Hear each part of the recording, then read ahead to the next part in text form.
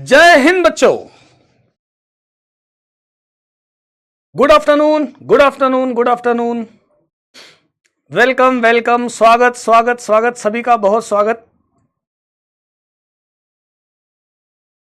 भाई तुम भी वेलकम कभी कभी कर लिया करो। Love you love you. आवाज आ रही है बेटा मेरी? क्लियर आवाज क्लियर पहुंच रही है मेरी?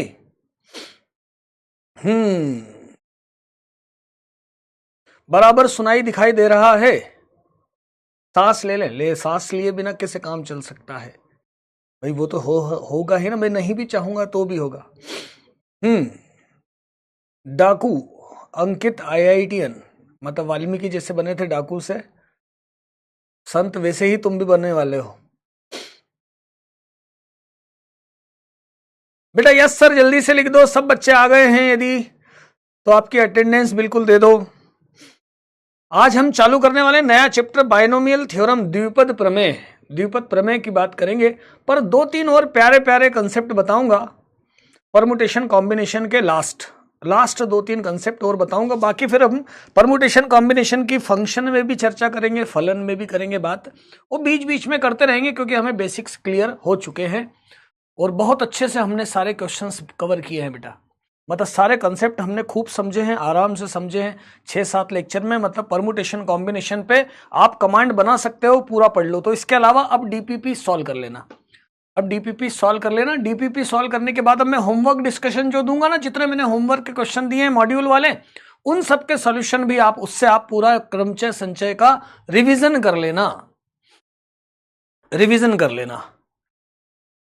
अब कुछ बातें, 2-4 बातें इंपॉर्टेंट दिमाग लगाने वाली बात, दिमाग चलाना पड़ेगा आपको बराबर कायदे से। शुरू करता हूं मैं। कल हमने बेगर्स मेथड, मतलब समान वस्तुओं के वितरण के तरीके देख लिए थे, x + y + z, वहां तक बात कर चुका था मैं। उसको अभी वहां पर रिकॉल वापस से नहीं करूंगा, आप उस लेक्चर से ही उसको कवर करें, है ना, क्योंकि मुझे आगे बहुत सारा बताना है। आप उससे ही कवर करें उसको, कल वाले लेक्चर आप ध्यान से देख लें। हाँ, एक बात जरूर मैं आपको यहां पर बताऊंगा, एक बात से रिवाइज करूंगा। मतलब n में से ऐसा बताता हूं, देखो जरा, एक वापस से याद दिलाता हूं और बहुत प्यार से, बहुत ध्यान से कंसेप्ट समझना। बहुत ही प्यारा कंसेप्ट है ये। n में से n एक पंक्ति में रखी, एक पंक्ति में रखी n भिन्न वस्तुओं, या n वस्तुओं बोल दो, n भिन्न वस्तुओं में से r वस्तुओं का अक्रमागत चयन, मतलब चुनना तो है पर क्रम से नहीं होना, मतलब लगातार दो नहीं होना, ऐसा सिलेक्ट करना है, मतलब जैसे ये आपके 8 स्टेशन है, एग्जाम्पल के लिए 1 2 5 हो गए, और 5 और 10 स्टेशन है, 10 स्टेशन है। देखो 5 और 5 10, 10 स्टेशन है ना। 10, एक ट्रेन चलती है, इन 10 में से कोई 4 स्टेशन पर रुकती है। 10 स्टेशन है, 10 में से 4 पे रुकती है, और वो 4 स्टेशन ऐसे नहीं होते कि जैसे इस पहले स्टेशन पे रुकी तो फिर से वापस इस पे रुक जाएगी, नहीं, इसको गैप करके रुकेगी, है ना। जैसे ये 1 2, ये अलग अलग स्टेशन है, तो जैसे 1 पे रुकती है तो फिर 2 पे नहीं रुकती, 3 पे रुक सकती है, ऐसा भी रुक सकती है, 1 पे, 4 पे, 8 पे और 9 पे, और 9 पे नहीं रुक पाएगी फिर, मतलब 10 पे अक्रमागत ऐसे चुने। या फिर 2 पे एक बार रुकी है तो 4 पे रुकी है, और फिर 6 पे रुकी है, और फिर 10 पे रुकी या 9 पे रुकी है, ये अक्रमागत। बोले इसका मतलब रेलगाड़ी पहले स्टेशन पे रुकती है, चौथे पे रुकती है, 8वें पे रुकती है, 10वें पे रुकती है। बोले बिल्कुल करेक्ट, ऐसा चलेगा। दूसरे पे रुकती है, चौथे पे रुकती है, छठे पे रुकती है, 9वें पे रुकती है, बिल्कुल करेक्ट, ऐसा चलेगा। बोले पहले पे रुकती है, दूसरे पे रुकती है, 5वें पे रुकती है, 7वें पे रुकती है, बोले ऐसा नहीं चलेगा, लगातार 2 हो गए। इस तरह के चयन सारे ढूंढना है, वो सारे सिलेक्शन करना है मुझे, वो सभी सिलेक्शन करना है जो इसमें क्रम से नहीं हो, है ना, भले 148 ना, इसको आगे पीछे की कोई बात नहीं, बस इतने मतलब ऐसे चुनना है, ऐसे सिलेक्ट करना है, ऐसे सिलेक्ट करना है, क्या करना है, ऐसे सिलेक्ट करना है जो क्रम से नहीं हो। बड़ा बेहतरीन तरीका। हमने क्या किया मैथमेटिक्स के हिसाब से, हमने क्या किया कि इन 10 में से 4 चयन करना थे, तो पहले मैंने क्या किया कि पहले मैंने ले लिए 6 स्टेशन, मैंने ले लिए 6 स्टेशन, 6 स्टेशन ले लिए, मतलब 6 स्टेशन हो गए। अब क्या किया कि जो बचे 4 स्टेशन, देखना जरा ध्यान से, 4 स्टेशन जो बचे उनको इनके गैप में डाल दिया, उनको इनके गैप में डाल दिया, बात वही हुई ना, तो वो अक्रमागत हो जाएंगे ना सारे, उनको इनके गैप में डाल दिया। मैंने सपोज करो कि यहां पे डाल दिया, एक यहां डाल दिया, एक यहां डाल दिया, एक यहां डाल दिया, एक यहां डाल दिया, हो गए 10, हो गए 10। अब लाइन से नंबर डाल दो, 1 2 3 4, मतलब 1 2 3 4 5 6 7 8 9 और 10। अब इससे क्या मालूम पड़ रहा है, इससे ये मालूम पड़ रहा है दूसरे नंबर पे रुक रही है गाड़ी, 5वें पे रुक रही है, 7वें पे रुक रही है, 10वें पे रुक रही है। अब ये रेड स्टेशन में, ये मैंने एक सिलेक्शन बताया, ऐसे बहुत सारे हो सकते हैं। तो तरीका क्या हुआ, तरीका क्या हुआ कि 10 थे टोटल, 10 थे टोटल, 10 में से पहले मैंने 4 स्टेशन निकाले, हो गए 6, गैप इनके बीच में होंगे 7, तो किया +1 और सी, फिर इनमें से इन्हीं गैप मतलब जो 3 मतलब जो है 4 उनका चुनाव कर लिया। 10 में से 4 स्टेशन लेना थे, 10 पहले 4 बाहर करो, 4 हटाओ, 6 बचे, 6 के बीच में गैप कितने, तो 6 के बीच में गैप 7, जरा समझो आसपास वाले भी काउंट करे मैंने, आगे और पीछे वाले भी काउंट करे, तो 7 हो गए। अब उन 7 में 4 को डालना है, उन 7 जगहों में, उन 7 जगहों में, जैसे ये 6 जगह थी ना, ये 6 थे ना स्टेशन, अब इनके बीच में 7 जगह थी, इन 7 जगह में इन 4 को डालना है। मतलब मैंने ऐसा बोला कि n वस्तुएं,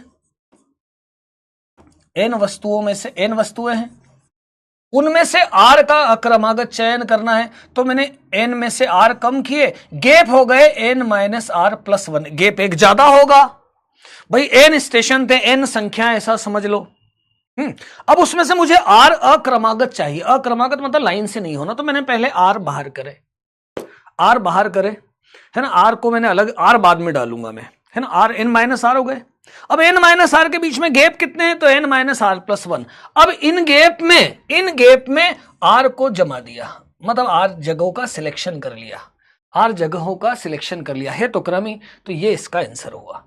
एक एग्जांपल दूं, बोले 1 से लेके 1 2 3 4, बोले ऐसे लेके 50 तक संख्याएं लिखी है ना, इनमें से 5 अक्रमागत संख्याओं का चयन करना है, अक्रमागत संख्याओं का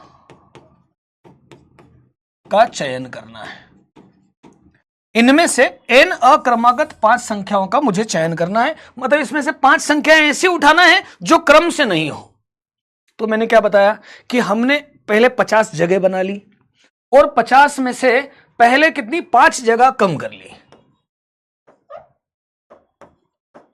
और वहां पर ऐसे हमने सिचुएशन जमा ली, और 5 जगह कम कर ली, उनके बीच में गैप कितने आए, तो गैप हुआ 1 ज्यादा, और उन गैप में 5 को सिलेक्ट कर दिया। तो इतनी आपके इतने टाइप की अक्रमागत संख्याएं आपको मिल सकती हैं। जैसे देखो ना, मैंने पहले नंबर बाद में डाला, पहले मैंने क्या किया कि पहले तो किस्तों को जमा दिया, जितने अक्रमागत लेना थे उनको हटा लिया r को, और जमा दिया बाकी को, और बाकी जो 4 अक्रमागत लेना है उनको गैप में डालूंगा, मतलब n में से r कम करूंगा, +1 हो जाएंगे गैप, गैप एक ज्यादा होगा, और उन गैप में r गैप सिलेक्ट कर लूंगा, और उन जगह पर बाकी नंबर्स आ जाएंगे, है ना, बाकी नंबर्स आ जाएंगे। तो ये आपका अक्रमागत चयन का फार्मूला हुआ। ये आपका n में से r वस्तुओं का यदि आपको अक्रमागत चयन करना है तो n - r + 1 CR लेना है, n - 1 + CR लेना। फिर से सुन लो, n में से r अक्रमागत लेना है, तो मैंने क्या किया, पहले r बाद में डालूंगा, r मैंने कम कर लिया, एन माइनस आर, गैप हो गए N minus R plus one, और इन गैप में आर का मैं चयन, मतलब आर जगहों का सिलेक्शन कर लूंगा, तो N minus R plus one C R. ये मैंने आपको यहां तक कल समझाया था, यहां तक की बात हमने कल की थी, बहुत अच्छे से समझ लो। अब आगे से हमें यह बात मालूम हो गई कि यदि n में से r अक्रमागत वस्तुओं का चयन करना है तो n में से r कम करूंगा, गैप बनाऊंगा R N minus R plus one, और उनमें r डाल दूंगा। ये बहुत सीधा सा कंसेप्ट है, यदि आपके समझ में आ गया। मतलब जब जब आपको अक्रमागत चयन की बात आएगी तो आप इस फॉर्मूले का सीधा यूज करेंगे, आपको अक्रमागत चयन मिल जाएंगे। जैसे मैंने कल 2 क्वेश्चन किए थे कि 12 स्टेशन में से कोई 2 अक्रमागत चयन लो। दूसरा मैंने आपको बताया था कि एक इंस्पेक्टर जो है, एक इंजीनियर जो है, एक फैक्ट्री का 1 से 15 तक में निरीक्षण करता है, पर अल्टरनेट डेज में करता है, मतलब लगातार 2 दिनों में नहीं करता है। तो 15 में से हमने क्या किया था, 15 में से 4 का अक्रमागत चयन किया था, अक्रमागत चयन किया था। अब बेटा कुछ बच गया है तो नया चैप्टर स्टार्ट इसलिए नहीं हो पाया यार, छोड़ कैसे दूं, छोड़ कैसे दूं, तुम कैसी बात करते हो। अब जरा बेहतरीन वाली बात, मतलब इसमें एडवांस में भी एक आध बार क्वेश्चन पूछा गया है। अब बोले अक्रमागत चयन वृत्त में करो, मतलब एक जैसे एक वृत्त में है ना, एक ऐसा लेता हूं मैं देखना बहुत जोरदार बात बता रहा हूं, दिमाग लगेगा उसमें, खोपड़ी लगाना अब आप जरा, कि ऐसा है बेटा कि अब यहां पर n वस्तुएं हैं, n है, जैसे यहां पर है 1 2 3 4 5 6 7 8 9 10 11 और 12, ये 12 नंबर सर्कल में है और बोले अब इनमें से अक्रमागत चयन करना है, इनमें से हमें क्या करना है, अक्रमागत चयन करना है। तो अक्रमागत चयन में तो जैसे 1 को लिया है तो फिर यहां पर 1 के बाद 3 को ले लिया, फिर 6 को ले लिया, फिर 10 को ले लिया, ऐसे अक्रमागत चयन करना है ना। 4 अक्रमागत चयन करना है, अक्रमागत चयन करना है, बहुत ध्यान से देखो, है ना। अब यदि नंबर सीधे सीधे होते, एक सीक्वेंस में लिखे होते, है ना, ये नंबर एक सीक्वेंस में लिखे होते,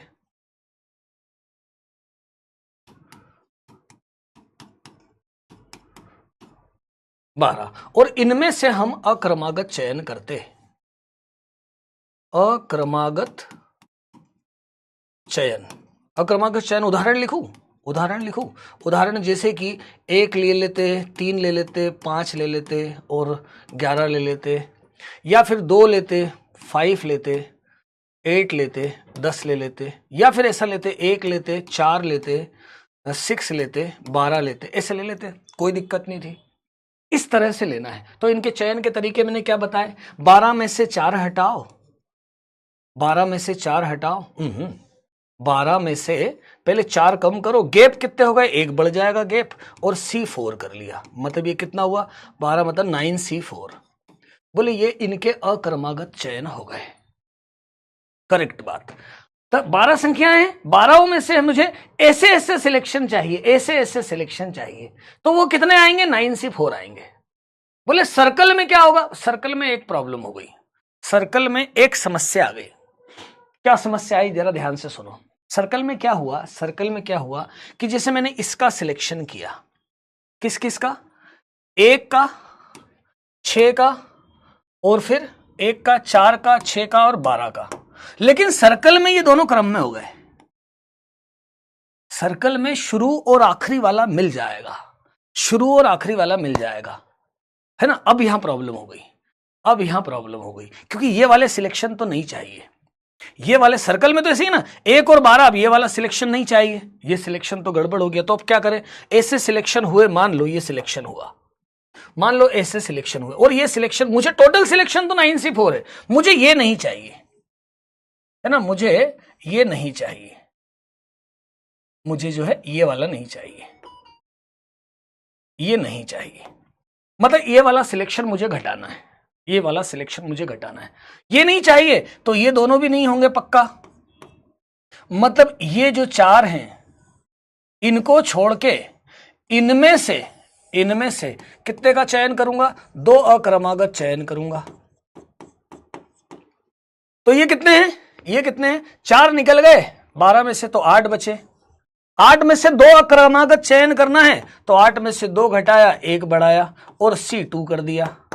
तो ये दे रहा था कितना हो गया? 6 और 1 7C2। ये 7C2 देखो, जब हमारे ये 9C4 पूरे सिलेक्शन है, तो उसमें से 7C2 वो सिलेक्शन है जब शुरू वाला, आरंभ वाला और अंत वाला आपस में मिल जाएगा। मतलब मुझे इतने सिलेक्शन इनमें से माइनस करना पड़ेगा। मतलब फाइनल आंसर क्या आएगा? 9C4 minus 7C2। फिर से सुनो, 1 से 12 तक के अक्रमागत चयन तुम समझ गए।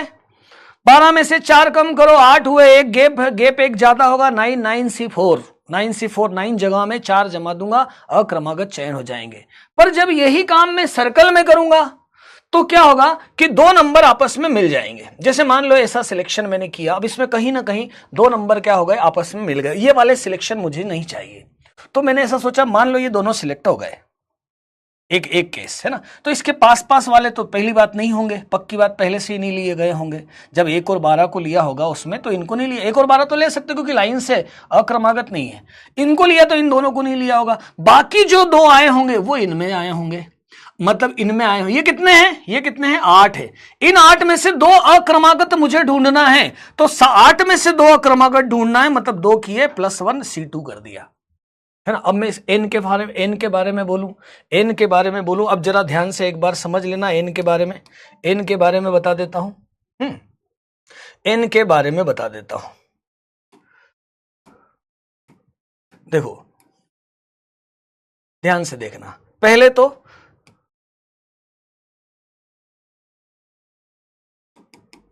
ये है 1 और ये है n, 1 2 ऐसे चलते गए और यहां तक आ गए n। अब मैंने इसके अक्रमागत चयन पहले 1 से लेके n के किए, तो कितना हुआ? n माइनस r, n में से r अक्रमागत चयन किए, तो n माइनस r +1 CR। बेटा ये तो अक्रमागत चयन हो गए। 1 से लेके n तक में अक्रमागत चयन कितने हो गए? n minus r +1 CR। लेकिन ये इसमें कंडीशन गड़बड़ हो गई कि इसमें 1 और n आने की भी संभावना है, उसको मुझे हटाना है। तो 1 हटा दूं, n हटा दूं, इसके पास के 2 तो नहीं लिए हो गए होंगे क्योंकि अक्रमागत चयन किया है, तो पक्का ये 2 नहीं लिए हो गए, ये कम हो गए। और बाकी जो r-2 है, 2 तो इसमें से ले लिए हैं। अब जो बाकी r-2 है, इनमें से लिए गए होंगे। ये कितने हैं? ये कितने हैं? ये n-4 है। इनमें से अक्रमागत चयन कितने हैं? इनमें से अक्रमागत चयन कितने हैं? r-2 है। तो n-4 में से, फिर से सुन लो, टोटल n है, पहले तो अक्रमागत चयन फिक्स कर लो, n minus r +1 CR, n minus r +1 CR, यह अक्रमागत चयन है। अब मैं इसमें यहां थोड़ी सी गड़बड़ हो गई कि ये जो अक्रमागत चयन लिए हैं ना, उसमें वो वाले भी आ गए जब 1 और n साथ में था, 1 था और n था, तो वो लाइन में तो अक्रमागत नहीं रहे, लेकिन सर्कल में वो क्रमागत हो गए। तो मुझे उन सिलेक्शन को नहीं लेना है क्योंकि मुझे अक्रमागत चयन चाहिए। तो मैंने क्या किया कि जब यदि मैं इन दोनों को ले लेता हूं, 2 को छोड़ देता हूं, तो अब जो बचेंगे n-4, इनमें से r-2 का सिलेक्शन करूंगा। कैसे होगा सिलेक्शन? तो टोटल कितने हैं? ये टोटल कितने हैं? n-4 है ना। इनमें से पहले क्या बाहर करूंगा? मैं r-2 बाहर करूंगा, +1 गैप हो जाएंगे, और इसमें से r-2 का सिलेक्शन कर लूंगा। ये कितना हो जाएगा? -4 और +1, मतलब n-r-1 CR-2। ये वो सिलेक्शन है जिसमें पहला और आखिरी वाला आपस में मिल जाता है। उन सिलेक्शन को मुझे कम करना पड़ेगा क्योंकि पहला और आखिरी वाला यदि मिल गया तो वो क्रमागत हो गया। मतलब 1 और n मैंने ले लिया तो वो क्रमागत हो गया। तो 1 और n लेने के कितने तरीके? तो ये 2 छोड़ो और इनमें से अक्रमागत बाकी r-2, 2 हो गए।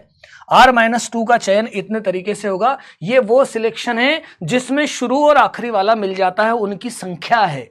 तो इसको इसमें से माइनस करो, मतलब मेरा फॉर्मूला क्या बना? मेरा फॉर्मूला कैसा आया? तो क्या आया? तो n-r +1 CR, ये तो टोटल अक्रमागत चयन थे, उसमें से पहला और आखिरी मिल गया, तो n-r -1 CR-2, ये इसका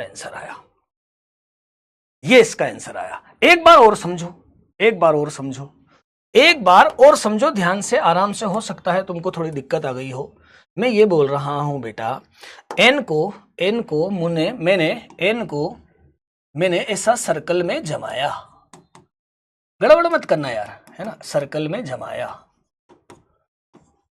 ऐसा सर्कल में जमाया, है ना, और इसके मैंने अक्रमागत चयन देखे तो कितने, आर अक्रमागत चयन देखे, तो लाइन से लिखे होते तो n-r+1cr होता।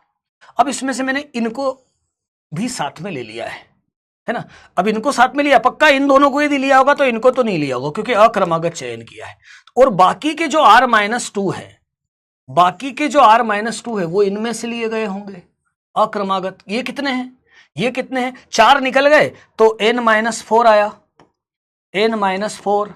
अब इनमें से r-2 का चयन करना, क्योंकि 2 ये कर दिए तो 2 r-2 बाहर निकाले, गैप एक ज्यादा होगा, और इनमें फिर r-2 का सिलेक्शन कर दिया, तो क्या फॉर्मूला आया, n-r+1cr माइनस n-r-1, कितना हो जाएगा ये, -1cr-2। इसको सॉल्व कर लो, इसको सॉल्व, -4 + 3 इतना हो जाएगा, ये इसका आंसर आया, ये इसका आंसर आया। अच्छे से देख लो, बार बार समझो, बार बार समझो, बार बार देखो, 1-2 बार में क्लिक बात हो जाएगी।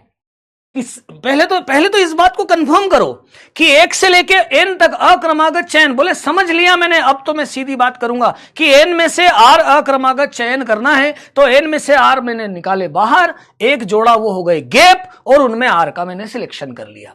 जब सर्कल की बात आई तो इन अरेंजमेंट में एक गड़बड़ हो गई कि शुरू और आखिरी वाला भी सिलेक्ट हो सकता है, तो उस सिलेक्शन को मुझे हटाना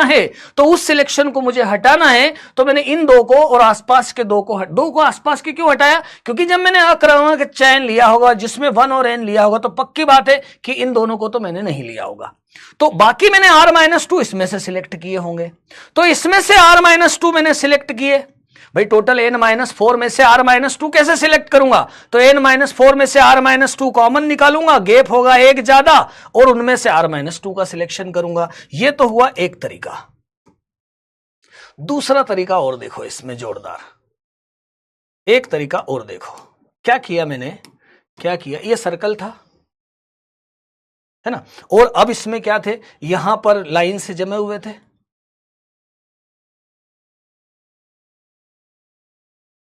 है ना, लाइन से जमे हुए थे। चलो मैं कुछ एग्जाम्पल से ले लेता हूं, पहले एग्जाम्पल से ले लेता हूं, 1 2 3 4 5 6 7 8 9 10 11 और 12। अब इनमें से मुझे अक्रमागत चयन करना है, नए तरीके से सोचता हूं। पहला तरीका तो हो गया, है ना, पहला, ये बहुत कम रेयर केस में यूज में आता, लेकिन समझो ना, लॉजिक बराबर देखो ना, आप लॉजिक बराबर देखो ना। पहले तो आर अक्रमागत चयन की बात कंफर्म करो, एन में से आर अक्रमागत चयन मतलब एन में से आर कम करके गैप बढ़ाओ, गैप होगा एक ज्यादा, और उनमें से आर गैप सिलेक्ट कर लो जहां बाकी आर को जमाओगे और जो कि अक्रमागत होंगे।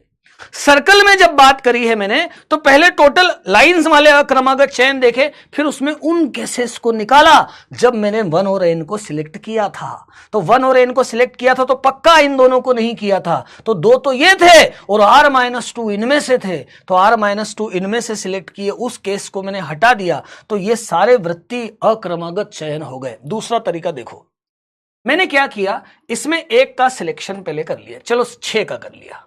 किसका कर लिया सिलेक्शन, मैंने 6 का सिलेक्शन कर लिया। बोले सर 5 का भी तो कर सकते हो, सर 7 का भी तो कर सकते हो, सर 8 का भी तो कर सकते हो, मैंने किसी का भी सिलेक्शन कर सकता हूं। ये ले मैं लिख देता हूं 12C1। 12C1 बोला मैंने, मतलब सारे केस काउंट कर लिए, 6 के लिए भी 1 के लिए भी। अब मैं उसका एक उदाहरण दे रहा हूं, 6 मैंने सिलेक्ट किया और मुझे अक्रमागत चयन करना है, अक्रमागत चयन करना है। 6 मैंने सिलेक्ट किए तो मैं क्या करता हूं, इन दोनों को पहले नहीं लेता हूं, क्योंकि अब एक 6 सिलेक्ट कर लिया है तो 5 और 7 को पक्का मुझे नहीं लेना पड़ेगा, ये कर देता हूं, ठीक है, ये कर देता हूं। और अब कितने बचे ये, अब कितने बचे, अब बचे ये 9, अब बचे ये 9, मुझे 4 का चयन करना है, 4 का चयन करना है, अब बचे ये 9। अब इन 9 में से, ये 9 बचे, इन 9 में से मैं 3 का अक्रमागत चयन कर लेता हूं, क्योंकि 1 ले चुका हूं मैं 3 का अक्रमागत चयन कर लेता हूं। तो 9 में से 3 का अक्रमागत चयन कैसे करूंगा, n में से 3 कम करूंगा, और +1 करूंगा और उसमें से 3 सिलेक्ट करूंगा, ये टोटल हो जाएगा। ये 3 सिलेक्ट करूंगा, ये हो जाएगा। लेकिन इसमें एक प्रॉब्लम हो जाएगी। क्या प्रॉब्लम हो जाएगी कि जैसे मान लो मैंने 6 लिया था, तो उसके बाद मैंने 7, 8, 7, 10 और 12 ले लिए। अब मान लो मैंने इसकी जगह पे 7 लिया, तो हो सकता ना मैं फिर से 10, 12, 7 ले लूं, 10, 12, 6 ले लूं। जैसे मैंने 6 को लिया और उसके साथ ले लिया 10, 12, 7, 10 और 12। मैंने दूसरा उदाहरण लिया, मैंने 6, 7 लेता हूं, 7 शुरू करता हूं। 6, 7 तो ले नहीं सकता, 8 कर देता हूं कि 6, 8, 10, 12 लिए थे।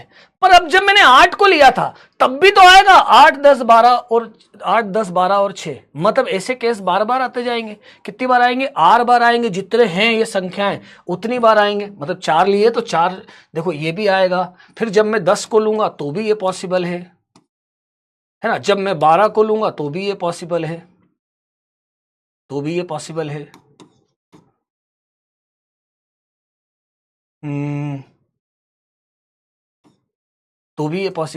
ये भी सिलेक्शन पॉसिबल है। जब मैंने 6 को लेता तो 8, 10, 12 हो सकते थे। मतलब ये 4 रिपीट हो गए, तो डिवाइडेड बाय 4, क्योंकि ऐसा कितनी बार हुआ होगा? ऐसा 4 बार हुआ होगा। ऐसा कितनी बार हुआ होगा? ऐसा 4 बार हुआ होगा। 6 के साथ भी, 8 के साथ भी, 12 के साथ भी और 10 के साथ भी। अब मैं इसको उदाहरण से लिखता हूं। अब देखना जरा, n लिए मैंने, कितने लिए? n, ठीक है, n लिए। n में से किसी एक का सिलेक्शन कर लिया,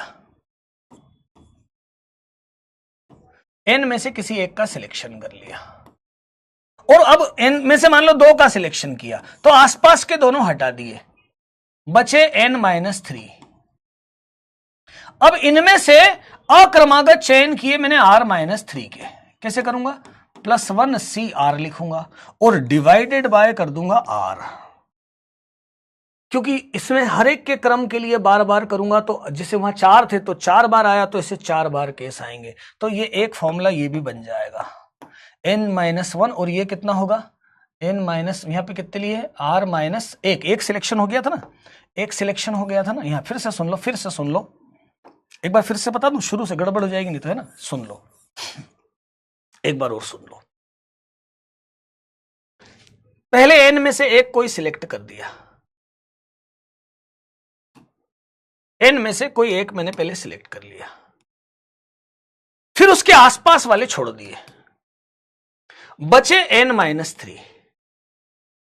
अब एक सिलेक्ट हुआ है, टोटल R करना है। अब मैंने इसमें से R-1 का सिलेक्ट किया, तो उसके लिए एक गैप बनाया और R-1 को जमा दिया और डिवाइडेड बाय कितना करा? R। ये R डिवाइड क्यों करा यहां से समझो, क्योंकि हर एक के सिलेक्शन में वो चीज रिपीट होगी, R बार होगा। R ले रहे हैं तो R बार होगा। तो इसका मतलब क्या फॉर्मूला बना?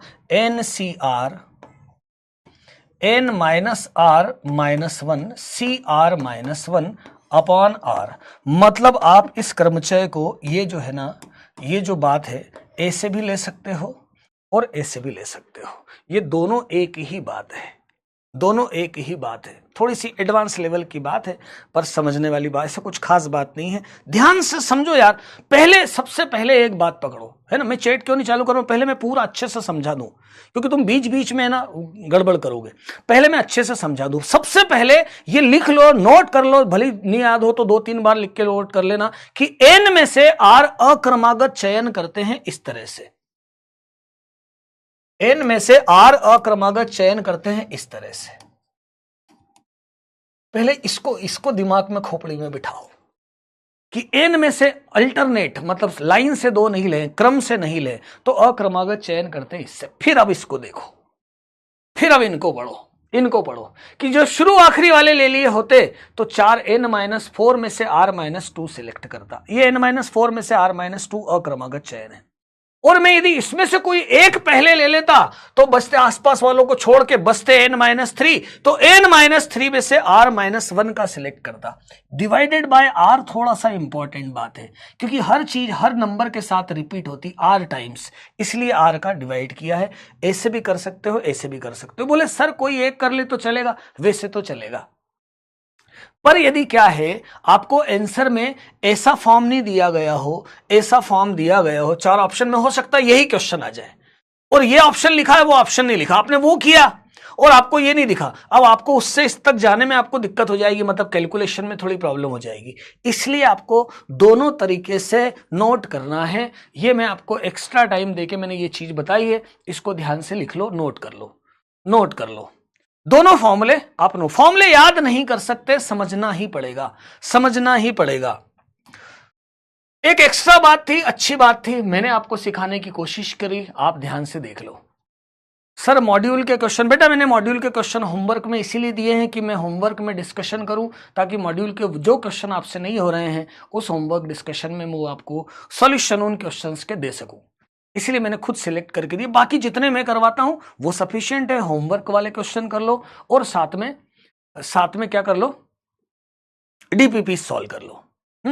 और ये जो है ना, बेसब्री छोड़ो, नया चैप्टर कब, और पहले 2-3 बातें और समझ लो। छोड़ दूं क्या, है ना, छोड़ दूं क्या, जो 2-3 बातें समझाना उसको छोड़ दूं, आगे बढ़ जाऊं क्या, आगे बढ़ जाऊं क्या, नहीं। तो फिर अब जरा इस पे जिसको मतलब, अब देखो कुछ चाहते हैं जेई मेंस और वो स्किप करना, तो वो उनकी मर्जी, पर मैंने आपको अच्छे से समझा दिया, मेरा फर्ज था पूरा बताना, मैंने बता दिया। ये आपका ऐसा के ऐसा ही क्वेश्चन, आप इसको खुद से कर लेना।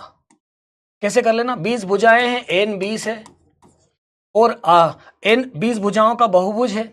शीर्ष को, उनके जो शीर्ष है उनको मिलाकर अष्टभुज बनाना है, जबकि भुजा उसमें उभयनिष्ठ नहीं रहे, मतलब जैसे ऐसा बनाए आप, इसमें से बनाए, तो जब ये ले तो ये वाला पॉइंट नहीं ले, अल्टरनेट पॉइंट ले, ऐसे वाले ढूंढना है। जैसे देखो यहां पर षटभुज में त्रिभुज है, वैसे ही आपको 20 वाले भुजा में आपको अष्टभुज ढूंढना है। तो n में से मतलब सिंपल बात है, 20 में से 8 वृत्तीय अक्रमागत चयन करना है। r है 2। इस फॉर्मूले में इसको आप इस फॉर्मूले में रख देना या इस फॉर्मूले में रख देना, आपका आंसर आ जाएगा। इसको मैं इतना ही बोलूंगा बस। अब एक छोटी सी बात, 2 छोटी छोटी बातें और, फिर हम बाइनोमियल चालू कर देंगे। एक इंपॉर्टेंट बात, डी अरेंजमेंट मतलब जैसे मैं आपको एक एग्जांपल बताऊं कि 4 घर है ना, एक में ए रहता है, एक में बी रहता है, एक में सी रहता है, एक में डी रहता है, चारों के घर हैं, है ना। ये ए का घर है, ये बी का है, और ये सी का है, और ये डी का है। सबको बुलाया बाहर कि बाहर आ जाओ। बाहर आ गए सब, बोले वापस घर में जाओ, लेकिन अपने घर में मत जाना। क्या बोला है कि वापस चार लोग हैं, 4 घरों में रहते हैं। बहुत ध्यान से सुनना, बाद में तो छोटे से फॉर्मूले से आपका पूरा काम कर दूंगा। मैं क्या बोल रहा हूं पहले सुनो, फॉर्मूले तक पहुंचाने की भी कोशिश करूंगा, वैसे फॉर्मूला याद होना चाहिए। 4 घर हैं, 4 लोग रहते हैं, ABCD। उन सबको बुलाया बाहर, है ना, वो आपके हमारी बात मानते विद्यार्थी, उनको मैं एक्सपेरिमेंट कर रहे हैं। बोले वापस जाओ अंदर। बोले पर सुनो, रुको, अपने घर में मत जाना, किसी दूसरे के घर में जाना। अब वो कितनी तरीके से जा सकते हैं, जितने तरीकों से वो जा सकते हैं, कोई भी अपने घर में नहीं जा रहा है, जितने तरीकों से वो जा सकते हैं उसको बोलते हैं डिरेंजमेंट। डी अरेंजमेंट लिखा है या, है ना, बस उसको ऐसा बोलते, डी रेंजमेंट।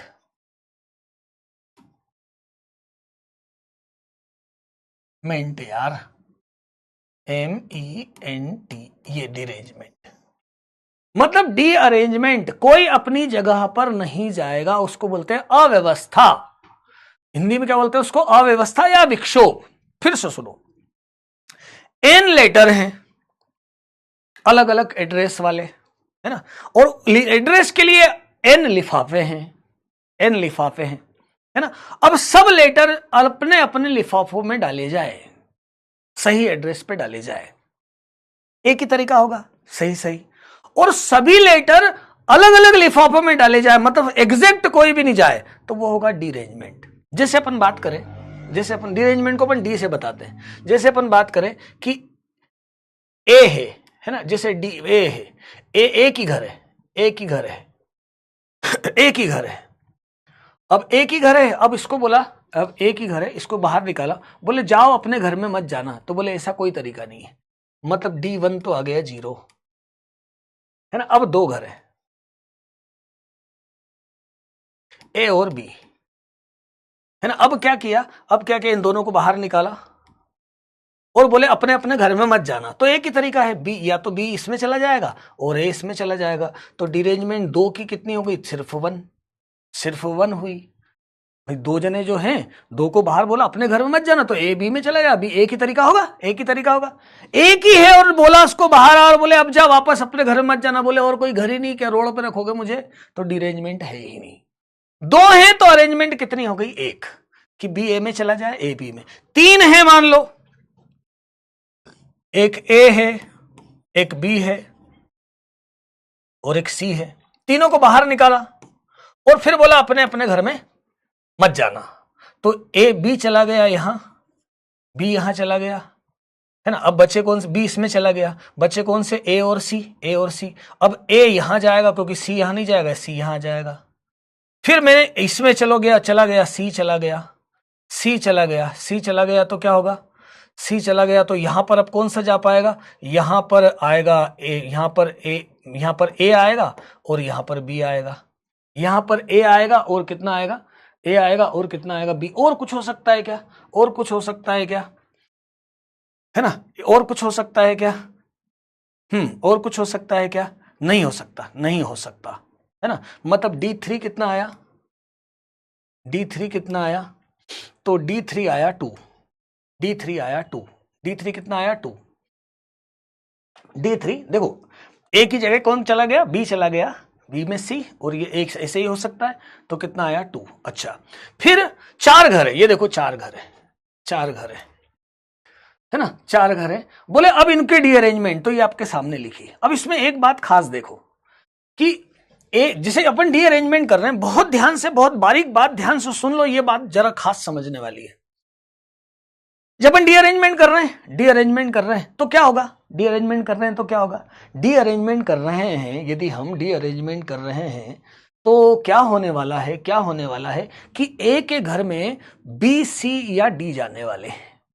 ध्यान से सुनो, यदि हम डी-अरेंजमेंट कर रहे हैं तो ए के घर में बी, सी या डी जाने वाले हैं। बी कितनी बार जा सकता है, सी कितनी बार जा सकता है, डी कितनी बार जा सकता है, तो हम ये बोलेंगे कि तीनों बराबर भाग जाएंगे। जैसे बी भी इसमें 3 बार जा सकता है, सी भी इसमें 3 बार जा सकता है और डी भी इसमें 3 तरीके से जा सकता है।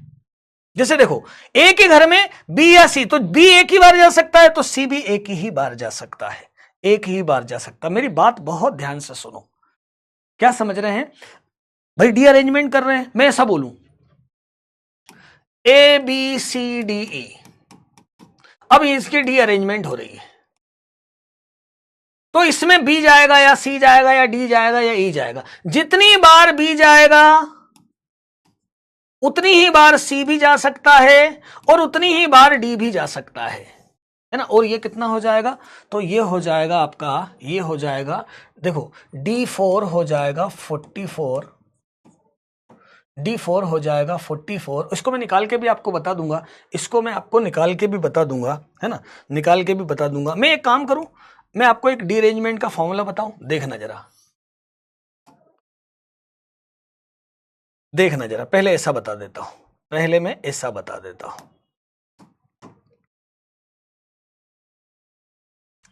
N पत्र, N लिफाफे, 2 केस। पहला,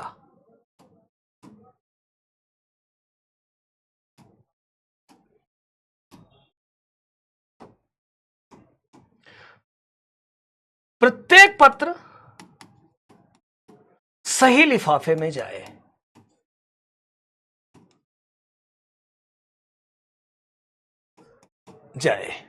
इसका तरीका केवल एक, हर लेटर सही एड्रेस पे, इसका तरीका एक, बिल्कुल शॉर्टकट बांट दूंगा, बिल्कुल बाद में आपको बहुत आसान कर दूंगा, थोड़ी देर थोड़ा सा वेट करो, सही जाए, इसका तरीका एक है ना। अच्छा, कैसे भी रख दो आप, N पत्र में मतलब सभी चयन, सभी क्रमचय, बोले कोई सा क्वाय में भी रखो, तो बोले फैक्टोरियल फैक्टोरियल एन में क्या आ गया, फैक्टोरियल एन में कि कोई सा किसी में भी जाए, सही भी जाए गलत भी जाए, सारी काउंटिंग हो गई फैक्टोरियल एन। एन पत्र एन लिफाफे कितने तरीके से रखे जा सकते हैं, तो टोटल तो फैक्टोरियल एन तरीके रखे जा सकते हैं, है ना। उसमें एक ऐसा है कि सारे करेक्ट जाएंगे, हम चाहेंगे कि कोई भी करेक्ट न जाए, तो सब सारे क्रम से तो ये हुए। अब एक सही लिफाफा, एक पत्र तथा एक लिफाफा सही है, बाकी नहीं मालूम कैसे है, बाकी नहीं मालूम कैसे है, तो n में से एक सही है और बाकी को जमा दो फैक्टोरियल n-1। n में से कोई एक सही है तो ये हो जाएगा कितना, n अपॉन फैक्टोरियल 1 इंटू मतलब ये हो जाएगा n-1, तो ये हो जाएगा फैक्टोरियल n अपॉन फैक्टोरियल 1। इसका मतलब क्या हुआ, इसका मतलब क्या हुआ कि सब जितने पत्र हैं एक तो करेक्ट गया है और बाकी जैसे चाहे वैसे गए हैं, सही भी जा सकता है गलत भी जा सकता है। दो करेक्ट हैं,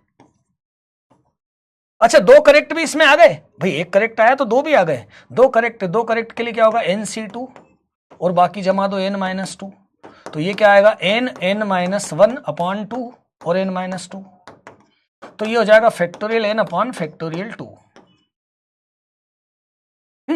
अब देखना विक्षोभ, अब देखना विक्षोभ,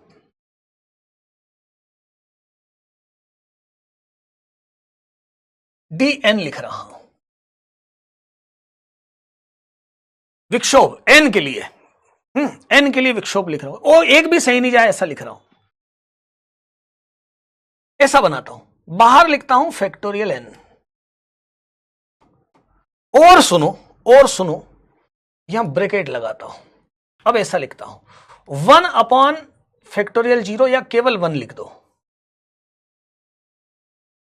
फिर लिखो 1 अपॉन फैक्टोरियल 1, फिर लिखो 1 upon factorial 2, alternate plus minus, last में लिखो -1 की power n upon factorial n, ये है dn।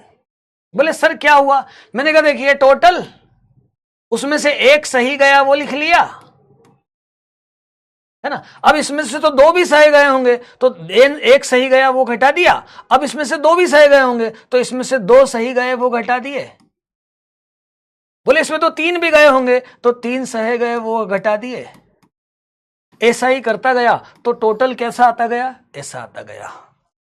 अब चाहो तो सीधे ही देख लो, या प्रिंसिपल इंक्लूजन और एक्सक्लूजन है कि पहले टोटल ले लिए, एक सही गया वो घटा दिया क्योंकि सही वाले नहीं हटाना है, लेकिन एक सही गया वाला तो घटा दिया, लेकिन अभी उसमें दो वाले भी तो होंगे तो उसमें से फिर दो वाला घटा दिया, फिर उसमें से तीन वाला, फिर ऐसा ही क्रम चलता चला जाएगा तो टोटल ये बनेगा। और है ना, इसका कायदे से देखा जाए तो बस ये फॉर्मूला सफिशिएंट है, ये फॉर्मूला सफिशिएंट है। अब यहां देखो, यदि मैंने लिया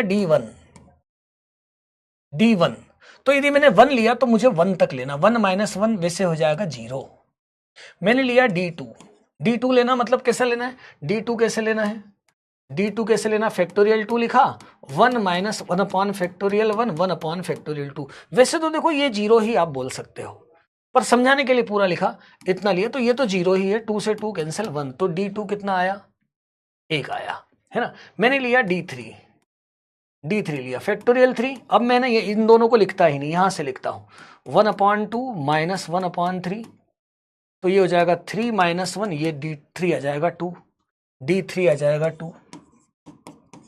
मैंने D4 लिया, तो D4 लिया तो फैक्टोरियल 4, ये क्या होगा 1/2 - 1/3 प्लस 1/4 तक जाएगा, है ना। तो ये कितना हो जाएगा, 4 इसमें जाएगा तो 4 × 12 -4 प्लस 1 मतलब 9, तो कितने तरीके हो जाएंगे, D4 हो जाएगा 9,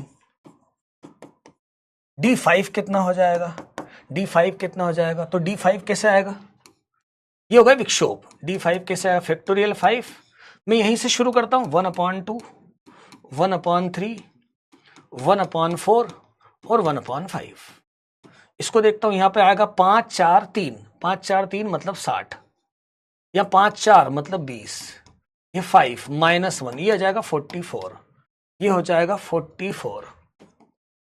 D6 लेता हूं, एक और ले लेता हूं लास्ट, D6 तो फैक्टोरियल 6, 1/2 1/3 1/4 1/5 और 1/6 तक लूंगा। तो जब ये इसमें जाएगा तो 6 5 4 3, 6 5 4 3, 6 5 4 3, कितना हो जाएगा ये कितना हो जाएगा 360, 360, 20 जगह 120 दिया 360, और यहां जाएगा तो ये कितना हो जाएगा, तो ये 3 हटा दो तो 20 छंग 120 है ना। फिर जब ये 4 में जाएगा तो इसको हटा दो तो 30, 5 में जाएगा तो इसको हटा दो तो 6 और +1। इसको सॉल्व करो आप, इसको सॉल्व करो आप। 120 मतलब 240, 240 और 30 में से 6 गए, 24 और 1 25, मतलब 265। तो ये आ जाएगा 265। विक्षोभ, विक्षोभ मतलब अव्यवस्था, अव्यवस्था मतलब कोई भी चीज जगह पे नहीं, हर चीज अपनी जगह बदल दी। बदलने के तरीके बोले 2 हैं जगह तो जगह बदलेगी तो केवल एक ही तरीका, 3 है जगह बदलेगी केवल 2 तरीके, 4 है तो जगह बदलेगी 9 तरीके, D4 है सब अलग अलग जाएंगे 44 तरीके, D6 है सब अलग अलग जाएंगे 265 तरीके, 265 तरीके। ये हो गया आपका डीअरेंजमेंट। इसके ऊपर छोटे छोटे 2 क्वेश्चन। आपको सिर्फ और सिर्फ आपको ये फॉर्मूला याद रखना है, ये याद रखना है। और ये आपके उदाहरण, आपको यदि ये याद रह पाए तो बार बार आपको सॉल्व नहीं करना पड़ेगा, आप डायरेक्ट लिख दोगे या फिर इससे सॉल्व करके लिखोगे, और इससे ज्यादा आते नहीं, ज्यादातर जो है इतने ही आते हैं। तो आपको डीअरेंजमेंट में ज्यादा यदि दिमाग नहीं लगाना तो मत लगाओ, इतना याद रख लो।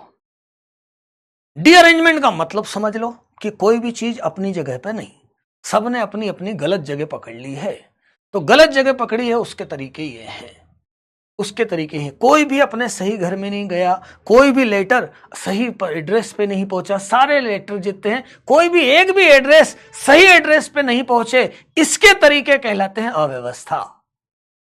कि ना 5 लेटर हैं, 5 लेटर हैं और 5 लिफाफे हैं। अब लेटर्स को मैंने लिफाफे में रखा और कोई भी सही नहीं रखा, तो इसके तरीके हैं 44, इसके तरीके हैं 44। 6 पत्र हैं, 6 लिफाफे हैं, कोई भी लेटर सही लिफाफे में नहीं रखा तो उसके तरीके हैं 265। निकालने का तरीका यह है, थ्योरी पे अभी ज्यादा मत जाओ, इतनी बात समझ लो और इससे क्वेश्चन समझ लो, इससे क्वेश्चन समझ लो, है ना। देखो जरा 2-3 क्वेश्चन आपको मैं यहां पर बताता हूं, 2-3 क्वेश्चन मैं आपको यहां पर बताता हूं फटाफट। एक लास्ट टॉपिक और बता रहा हूं, फिर अपन बाइनोमियल थ्योरम हो जाएंगे, बाइनोमियल थ्योरम पे आ जाएंगे। बेटा टॉपिक क्रमचय संचय मोस्ट इंपॉर्टेंट है। 1 से 2 क्वेश्चन आते हैं मेंस में और 1 क्वेश्चन जो है एडवांस में आता है, और इसका यूज बाइनोमियल में भी होता है, फंक्शन में भी होता है, बहुत सारी जगह होता है, इसलिए बहुत जरूरी है। इतनी बात और ध्यान रखना है। इन चारों के आंसर अपन देखते जाते हैं। पहला, सभी कार्ड सही लिफाफे में जाए, एक तरीका, एक तरीका। कोई भी कार्ड सही लिफाफे में नहीं जाए, सब पे लिखा हुआ है, लिफाफों पे भी नंबर डले हैं, कार्ड पर भी नंबर डले हैं, कोई कार्ड सही लिफाफे, सब कार्ड सही लिफाफे जाए, एक तरीका। कोई भी कार्ड सही लिफाफे में ना जाए, कितने हैं 6 है, मतलब D6, D6 कितना बताया 265, ये इसका आंसर है ना। 3 कार्ड सही लिफाफे में जाए तो 3 कार्ड पहले चुन लो, 6 में से 3 तो सही चले गए, 6 में से 3 तो सही चले गए, बाकी बचे 3 वो सही में नहीं जाना चाहिए, केवल 3 ही जाना चाहिए। तो फिर मैंने बनाना है D3, फिर मैंने बनाना है D3 कि जैसे मान लो लेटर 1 है ना, और envelope 1, letter 2 envelope 2, letter 3 envelope 3, letter 4 envelope 4, letter 5 envelope लिफाफा भी 5वां, और लेटर 6 और लिफाफा भी 6ठा। अब मान लो ये तीनों सही चले गए। बोले ये तीनों क्यों बोल रहे हो सर, ये 3 भी हो सकते हैं, ये 3 भी हो सकते हैं। मैंने टोटल 63, 6 में से कुछ 3 चयन ऐसे होंगे जो सही गए, बचे 3, इनका विक्षोभ, इनका विक्षोभ। 63 कितना होता है 20। D3 कितना बताया गया है, D3 कितना बताया गया है 2, कितने हो गए 40। बोले 4 कार्ड गलत लिफाफों में है, तो मतलब ऐसा पहले कुछ भी चुन लो कि 2 तो सही चले गए, और D4 या 64 भी करोगे तो 62 है। देखो 4 चुनो चाहे 2 चुनो, एक ही बात है। 4 चुनते हो तो 2 अपने आप सिलेक्ट होते हैं। तो 6 दो कार्ड जो सही चले गए वो चुन लिए मैंने। बचे 4 में क्या करना है, विक्षोभ पैदा करना है, अव्यवस्था पैदा करना है। तो D4, और D4 कितना है, D4 कितना है, तो D4 है 9, तो 62 होगा 15 और 9 ये आएगा 135। 135 चारों ध्यान से देख लो, सारे सही जाए एक तरीका, कोई भी सही नहीं जाए मतलब डी की डी, मतलब 6 की 6 में विक्षोभ है, अव्यवस्था है D6। 3 सही चले जाए तो 6 में से 3 सही चले गए, 6 में से 3 चुन लो कौन जो 3 सही चले गए, और बाकी में विक्षोभ मतलब D3। 4 गलत गए तो 2 चले गए सही, 2 चुन लो, 2 चुन लो, 6 में से 2 चुन लिए, अब बाकी के बचा विक्षोभ D4। और इसी क्वेश्चन पे एक क्वेश्चन आया है एडवांस में, जेई एडवांस में है ना, कि आपकी डी अरेंजमेंट है ना, 1 2 3 4 5 6 ये आपके लेटर हैं और इनके लिफाफे भी हैं, नंबर डले हैं 1 2 3 4 5 6। बहुत ध्यान से, बहुत प्यारा सा छोटा सा क्वेश्चन और एडवांस का क्वेश्चन और एक छोटी सी टेक्निक का क्वेश्चन। एक कार्ड लिफाफे 2 में रखा जाता है, जो पहले नंबर का कार्ड है वो लिफाफे 2 में रखा गया है, और प्रत्येक कार्ड सही लिफाफे में ना हो, प्रत्येक कार्ड सही, कोई भी कार्ड सही लिफाफे में नहीं है, इसकी सिचुएशन तो बेटा ये है D6, मतलब 265 तरीके हैं कि ये सही लिफाफे में नहीं जाएंगे। पूरा का पूरा विक्षोभ, पूरी अव्यवस्था 6 लोगों की, 6 पत्रों की 6 लिफाफों में, तो D6 और D6 मैंने बता दिया 265। तो 265 तरीके ऐसे हैं, 265 तरीके ऐसे हैं कि जो लिफाफे हैं और लेटर हैं वो डिफरेंट होते हैं, अलग अलग होते हैं, कोई अपनी जगह पे नहीं जाता है ना। अब उसने एक कंडीशन रख दी, बोले हम एक बात बता दें कि जो पहला वाला कार्ड है ना वो दूसरे वाले के लिफाफे में गया है, पहला वाला कार्ड जो है ना वो दूसरे वाले लिफाफे में गया है, दूसरे वाले लिफाफे में गया है। तो बोले पहला कार्ड किस लिफाफे में जा सकता है, पहला कार्ड किस लिफाफे में जा सकता है, बोले दूसरे में जा सकता है, या फिर तीसरे में जा सकता है, या फिर चौथे में जा सकता है, 5वें में जा सकता है, 6ठे में जा सकता है। बराबर है, पहला वाला कार्ड कहां कहां जा सकता है। बोले अच्छा मान लो लिफाफे 2 में गया, अच्छा पूरा जो विक्षोभ पैदा होगा तो जो पहला वाला जो लिफाफा है वो या तो 2 में जाएगा, या 3 में जाएगा, या 4 में जाएगा, या 5 में जाएगा, या 6 में जाएगा। अब जैसे मान लो एक पहला वाला लिफाफा 2वें में जाता है x बार, ठीक है, तो पहला वाला लिफाफा तीसरे वाले में कितनी बार जा सकता है, तो ये भी x बार जा सकता है। चौथे में कितनी बार जा सकता है, तो बराबर बराबर जाएगा। 5वें में कितनी बार जा सकता है, x बार। 6ठे में कितनी बार जा सकता है, x बार। और बोले मैं टोटल कर लूं तो कितना होगा, तो बोले 5x। ये 5x कितना होगा, तो टोटल 265। तो x कितना होगा, तो 265 अपॉन 5 मतलब 53। फिर से सुनो, 265 टोटल है, 265 के 5 भाग करो, 53। तो मैं एक बात बोलूं आपसे कि जब ये अव्यवस्था पैदा होगी ना, तो जो एक कोई भी कार्ड ले लूं मैं, कोई भी एक, मैंने पहला ही वाला कार्ड लिया, बोले ये दूसरे में 53 बार जाएगा, तीसरे में 53 बार जाएगा, चौथे में 53 बार जाएगा, 5वें में भी 53 बार जाएगा, 6ठे में भी 53 बार जाएगा। और बोले यदि पहला वाला दूसरे में गया है मतलब ये अव्यवस्था कितनी है, तो 53 है। जैसे यहां पर अपन ने देखा था ना, देखो बी वाला भी ए में गया है, सी वाला भी ए में गया है, डी वाला भी, तीनों कितनी बार गए हैं, 3 बार गए हैं, 3 बार गए हैं। मतलब है ना, उसने ये पूछा होता, उसने ये दिया होता कि जो बी है वो ए में चला गया, तो मैं क्या करता, जो 9 आया था ना उसके 3 भाग कर लेता, तो ऐसे 3 बार आएंगे। ऐसे ही मैंने यहां पे किया कि ऐसे तो पूरा विक्षोभ तो 265 पैदा होता, पूरी अव्यवस्था तो 265 होती, पर उस 265 के यदि मैं 5 भाग करूं तो एक भाग ऐसा है कि एक 2 में जाएगा, एक भाग है एक 3 में जाएगा, एक 4 में जाएगा, एक जो है 2 1 में तो कभी जाएगा नहीं, 2 बार में जाएगा, 3 में जाएगा, 4 में जाएगा, 5 में जाएगा, और सब में कैसा जाएगा? बराबर बराबर बार जा सकता है, बराबर बराबर बार जा सकता है। इसलिए कितना आया? 1 2 में पहले से रख दिया है, मतलब अब जो विक्षोभ पैदा होने वाला है, ऐसा नहीं है एक को सही लिफाफे में नहीं रखा है, गलत में ही रखा है, पर गलत में रखने के केस होते 5 और उनने केस कंसीडर करने का बोला केवल 1।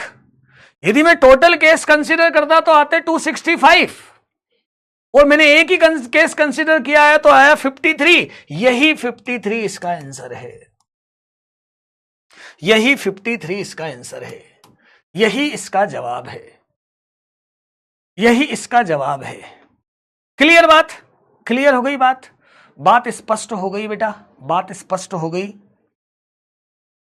बात स्पष्ट हो गई?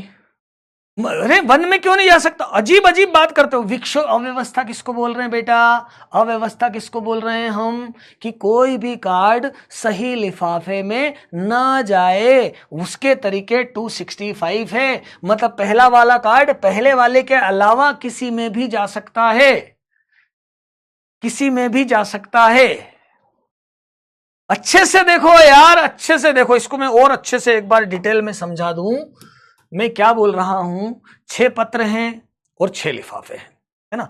अब 6 पत्र 6 लिफाफों में डाले पर सही नहीं डाले, सही नहीं डाले तो तरीका हुआ 265। 265 तरीकों में क्या दिखेगा? कोई मैं एक लेटर की बात करूं तो बोले पहला वाला या तो दूसरे में गया होगा, या तीसरे में गया होगा, या चौथे में गया होगा, या 5वें में, या 6ठे में।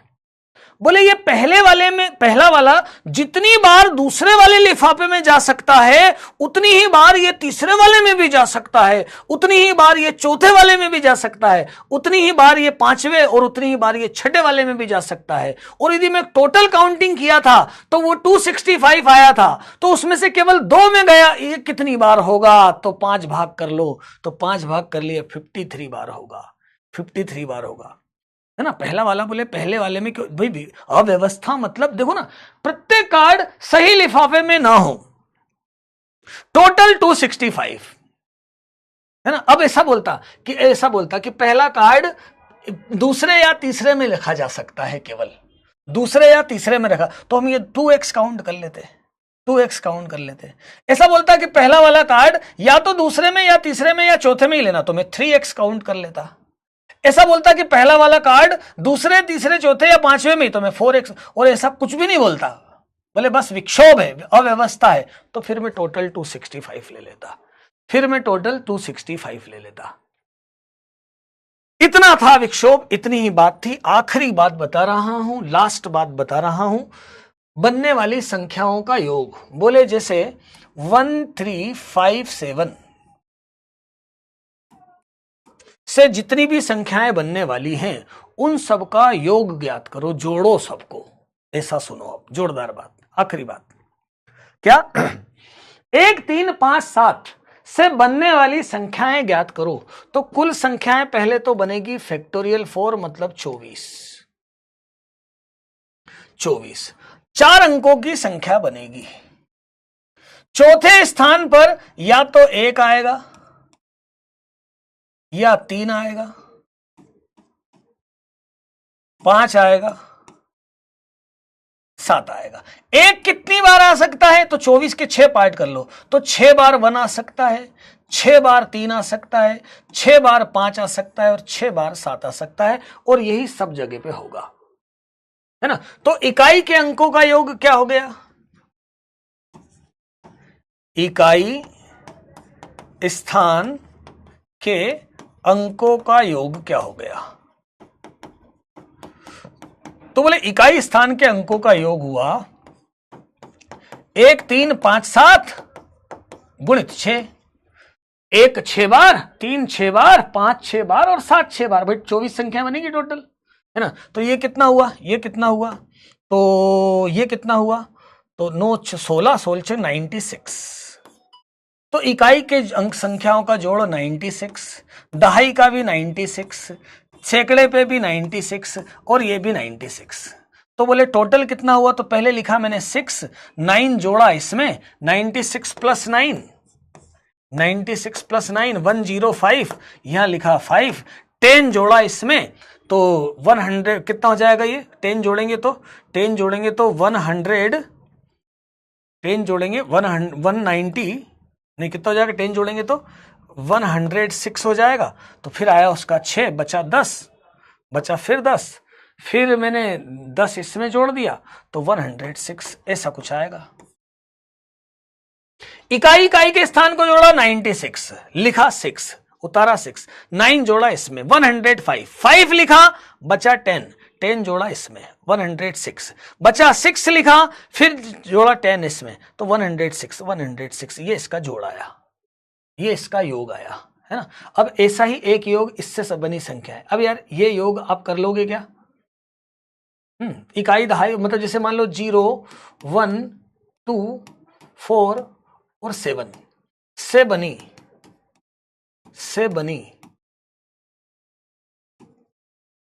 संख्याओं का योग, एक ये ज्ञात करना है, इसको आप करके देखना, इसको आप करके देखना, एक ये करके देखना और एक ये वाला करके देखना। फिलहाल के लिए मैं इतने पे ही छोड़ रहा हूं, फिलहाल के लिए मैं इतने पे ही छोड़ रहा हूं, उन दोनों को आप करके देखना। बहुत सारा पढ़ लिया अपने परमुटेशन कॉम्बिनेशन। अब आ जाते हैं हम बाइनोमियल थ्योरम पे। वेलकम करो बाइनोमियल थ्योरम का द्विपद प्रमेय, बिल्कुल रिस्पेक्टेबल चैप्टर है, सम्माननीय चैप्टर है, क्योंकि ये चैप्टर हर जगह अपना पार्टिसिपेशन करता है, इसकी हर जगह जरूरत पड़ जाती है, तो सब जगह पर हम इसको देखेंगे, है ना। चलो डाउट में एक दो देख लेता हूं। सम वाला समझ में नहीं आया, ठीक है, ये कैसे ऐड कर रहे हैं यानी नहीं समझ में आया। 6L 6 लेटर और 6 एनवलप, क्या हुआ भाई? 6 लेटर हैं, ये 6 पत्र हैं और 6 लिफाफे हैं। 6 पत्र 6 लिफाफों में डाले, कोई भी सही तरीके से नहीं डाला, केस 265, D6 कोई भी सही तरीके से नहीं डाला, केस 265, है ना। अब वो 265 केस में क्या है, पहला वाला लिफाफा कितने, पहले वाले लिफाफे के लिए 5 ऑप्शन है और पांचों ऑप्शन बराबर बराबर है, तो 265 के मैंने 5 पार्ट कर लिए, तो 2 पे जाया गया, उसके केस कितने हो गए, 53। इतना ही बताया है, इतना ही बताया है। ऐड करना और देखो, 6 नहीं लिए बेटा, ये जो क्वेश्चन लिखा हुआ है ये इसके पहले वाले पे, मतलब इनकम्प्लीट, मतलब ये क्वेश्चन कहां से उतार दिया मैंने, ये क्वेश्चन यहां से 6 क्यों लिए इसे ना। अरे यार ऐसा कंफ्यूजन क्रिएट हो गया क्या? अरे बेटा इसी का अल्टरनेट है, मतलब ये वाला लिखा था ना अपन ने, ये वाला लिया था ना, देखो सुनो सुनो सुनो, तुम कंफ्यूज हो गए, 6 ही क्यों लिए? अरे भाई वो इसी का है, मतलब इधर पूरा, जैसे ये थे ना, ये थे ना आपका ये 6 लिफाफे, 1 2 3 4, इसी का ये 5वां है, ठीक है, कंफ्यूजन दूर कर ले, इसी का 5वां है, मतलब ये तो पूरा लिखा ही था, ये फिर से लिख ले और फिर ये लिख ले, तो पूरा एडवांस का क्वेश्चन बन जाएगा, है ना। अब कंफ्यूज हो रहे हो ना कि 6 ही क्यों लिए, तो बात क्लियर हो गई, बात क्लियर हो गई। और कोई ऐसा विशेष डाउट हो तो मैं देख लेता हूं, और कोई विशेष डाउट हो तो मैं देख लेता हूं। ऐड करना समझ में नहीं आया, चलो मैं बताता हूं। 6 लिफाफे कैसे कंसीडर किए, समझ बेटा, वो पहले वाले का ही था यार, वो 5वां पार्ट है ना, 5वां पार्ट है। अरे यार ये गड़बड़ है, खुद से कुछ नहीं कर रहा हूं मैं, तुमको समझा रहा हूं पूरा यार, थोड़ी सी स्पीड, मैंने सोचा बाइनोमियल चालू हो जाए। ऐड समझ नहीं आया, ऐड करना और समझा देते हैं, ऐड करना और समझा देते हैं, आओ जरा ऐड करना और समझा देते हैं, इसको समझा देते हैं। बोले इससे 5 अंकों की संख्या बना रहे हैं, है ना, बनी 5 अंकों की संख्या बना रहे हैं, 5 अंकों की बेटा संख्या बना रहा हूं, ठीक है।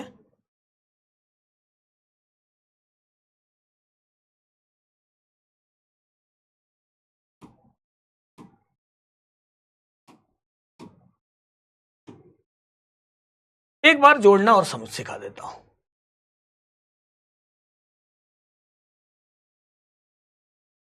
टाइम बहुत सारा हो चुका था इसलिए मैंने बोला 5 अंकों की संख्याएं बनेगी तो कुछ संख्याएं ऐसी बनेगी जिसके आखिरी में 0 आएगा। 5 अंकों की संख्या बनेगी, कुछ संख्याएं ऐसी बनेगी जिसमें आखिरी में 1 आएगा, कुछ संख्याएं ऐसी बनेगी जिसमें आखिरी में 2 आएगा, कुछ संख्याएं ऐसी बनेगी जिसमें आखिरी में 4 आएगा और कुछ ऐसी बनेगी जिसमें आखिरी में 7 आएगा। आराम से ले लो। चलो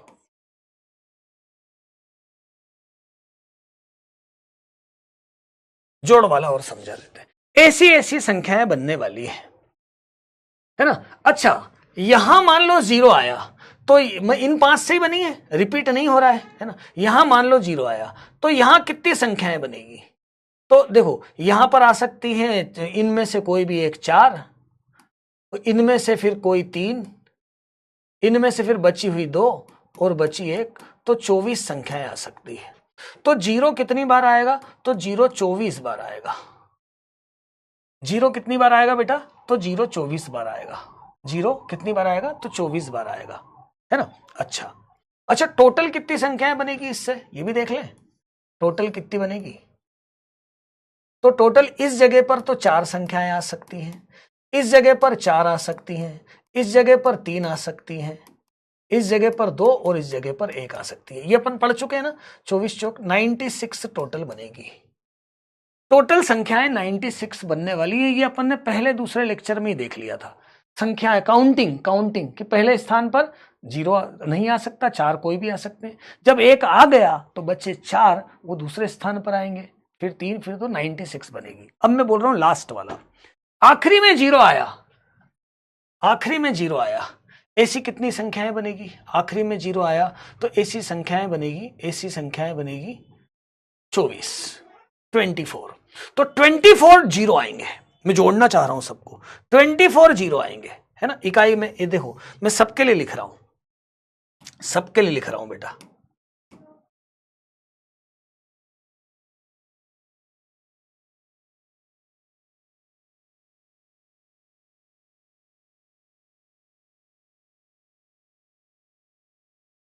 है ना। इकाई के स्थान पे 24 तो 0 आएंगे। अच्छा 1 आएगा कितनी बार? 1 कितनी बार आएगा? 1 कितनी बार आएगा? देखो 1 यहां भर दिया। अब इस संख्याएं बनाओ, यहां कितने आ सकते हैं? तो 0 नहीं आ सकता, 1 में भर चुका हूं। 1 यहां है, 1 पे खत्म होने वाली संख्याएं देख रहा हूं। बची 4, तो 4 में से यहां कोई 3 आएगी, 0 नहीं आएगा। फिर यहां पर बची हुई 3 आएगी, भाई सपोज करो यहां 2 आ गया तो 3 आएगी, और फिर यहां 2 आएगा, फिर 1 आएगा। कितनी हो गई ये? 18। तो 1 कितनी बार आएगा? 18 बार आएगा। 2 कितनी बार आएगा? तो वो तो सेम थिंग ही है, ये भी 18 बार आएगा। 4 कितनी बार आएगा? तो 18 बार आएगा। 7 कितनी बार आएगा? तो ये भी 18 बार आएगा। ये इकाई के जगह पे आएंगे। इकाई की जगह पे 24 0 आएंगे, 18 बार 1 आएगा, 18 बार 2 आएगा, 18 बार 4 आएगा और 18 बार 7 आएगा। 18 बार 7 आएगा। जब मैं दूसरे स्थान पे देखूंगा, दूसरे पे देखूंगा, तो इसमें भी 0 तो वही ये सेम टू सेम आएगा, यही का यही आएगा। कि 0 कितनी बार दूसरे में भी देखें तो 0 24 बार, 18 बार 1, ये की ही रहेगा। तीसरे वाले में देखूंगा तो भी सेम थिंग ही आएगा।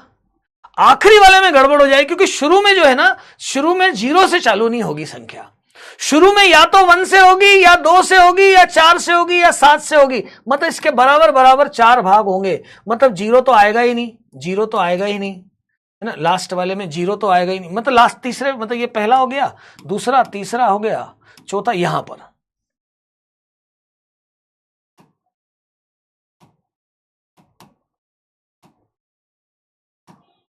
अरे यार, जो इकाई में ऐसे आने वाले ध्यान से देख लो यार। ये बस बात, कितने बनेंगे टोटल नंबर? 96। 0 कितनी बार आएगा? 24 बार। कैसे करा मैंने? 0 रख के और जमा दिया इसको, कितने? तो 24 मिले मुझे। यहां पर भी आप ऐसे ही कर सकते थे, 1 रख के बाकी 3 को जमा दिया तो 6 मिलते आपको, फैक्टोरियल 6। तो 1 6 बार आता, 3 भी 6, बराबर बराबर। यहां 0 है, यहां 0 रखा तो 24 संख्याएं बनेगी। तो 0 कितनी बार आएगा? 24 बार, है ना। यहां 1 रखा तो कितनी? 18 संख्याएं बनेगी। यहां 2 रखा तो 18 बनेगी। तो देखो इतना आया। यही की यही स्थिति यहां भी होगी। यदि मैं इसको एक बार काउंट कर लूं, एक बार काउंट कर लूं, है ना। तो इकाई के स्थान यहां भी वही आएगा, यहां भी वही आएगा, यहां भी वही आएगा। मतलब देखो मैं यहां पर मैं ऐसा लिखूं, यदि लिखूं, इनको मैं जोड़ लूं तो 1 + 2 + 4 + 7 ये 18 टाइम्स आ रहे हैं, क्योंकि जीरो को तो जीरो ही है। ये इकाई का अंक है। ये कितना है भाई? 8 और 6 14, 14 इंटू 18, 18 4 जा 72, 7 18 और 7, तो बेटा ये आया 252 इकाई के स्थान का जोड़। ये इकाई के स्थानों का योग निकाला मैंने। किसका निकाला? इकाई के स्थानों का योग निकाला। ऐसा के ऐसा ही दहाई के स्थान पर भी यही आएगा, ऐसा ही सैकड़े के स्थान पर भी ऐसा ही आएगा, और 1000 के स्थान पर भी ऐसा ही आएगा। लेकिन जो आखिरी वाला है यहां पर 0 नहीं आएगा, 1 आएगा, 2 आएगा, 4 आएगा या 7 आएगा, और टोटल 96 बन रहे हैं तो सब की सब 24 बार आएंगे। 0 तो आएगा ही नहीं। अब 1 भी 24 बार आएगा, 2 भी 24 बार आएगा, 3 भी 4 भी 24 बार आएगा, और 7 भी 24 बार आएगा। क्योंकि शुरू वाले में 0 तो मैं लूंगा ही नहीं। तो 24 टोटल कितने नंबर बन रहे हैं? 96 बन रहे हैं। 1 से शुरू होगी संख्या, 2 से शुरू होगी संख्या, 4 से शुरू होगी संख्या, और 7 से शुरू होगी संख्या, और कोई भेदभाव नहीं, सब बराबर बराबर होंगी। तो 24 होंगी। पहले वाले में 0 भी आ रहा है इसलिए वो 24 कम हो गए। मतलब ये जो लास्ट वाला केस है, लास्ट वाला, वहां पर कितना आएगा? तो ये 14 में 24 से गुणा होगा। ये भाई यहां पे क्या आएगा? या तो 1, 0 का तो केस ही खत्म हो गया। अब यहां पे 1 2 3 4 आ सकते हैं ना, तो 1 या 2 या 4 या 7 सब 24 बार आएंगे। तो सबको मैं इन सबको 24 बार कर दूं। 24 चौक 96, 6 हासिल का 9, 24 और 9, 24 और 9 कितना होगा? 33 ही होगा ना। 24 चौक 96, 6 24 और 9, यहां पे आएगा ये लास्ट वाला। अब जोड़ कैसे लिखोगे?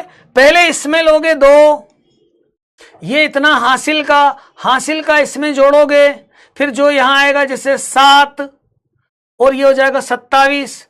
अब इस 27 हासिल का इसमें जोड़ोगे, बस ऐसे करते हुए नंबर लिख दोगे, ऐसे करते हुए नंबर लिख दोगे। अब डाउट वाली बात नहीं बेटा, अब मैंने बता दिया,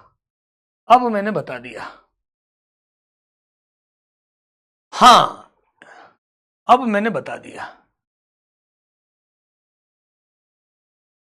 6 क्यों लिए बता दी। टोटल कितने? 24। 6 बार 1 पे खत्म होंगे, 6 बार 3 पे, 6 बार 5 पे, 6 बार 7 पे, तो 1 1 1 1 6 बार जोड़ूंगा तो 6 बनेगा। अब समझो यार, है ना। अब इसको आराम से देख सकते हो।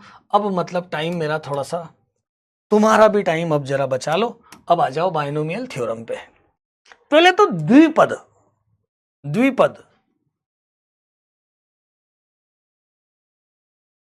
मतलब दो पद कैसे? बोले x और 2x, ये दो पद है क्या? नहीं, ये तो कैलकुलेट हो जाएंगे, 3x हो जाएगा। ये दो पद नहीं है। फिर दो पद कैसे? बोले दो पद ऐसे जैसे एक है x, एक है 3y। अब ये दो पद है।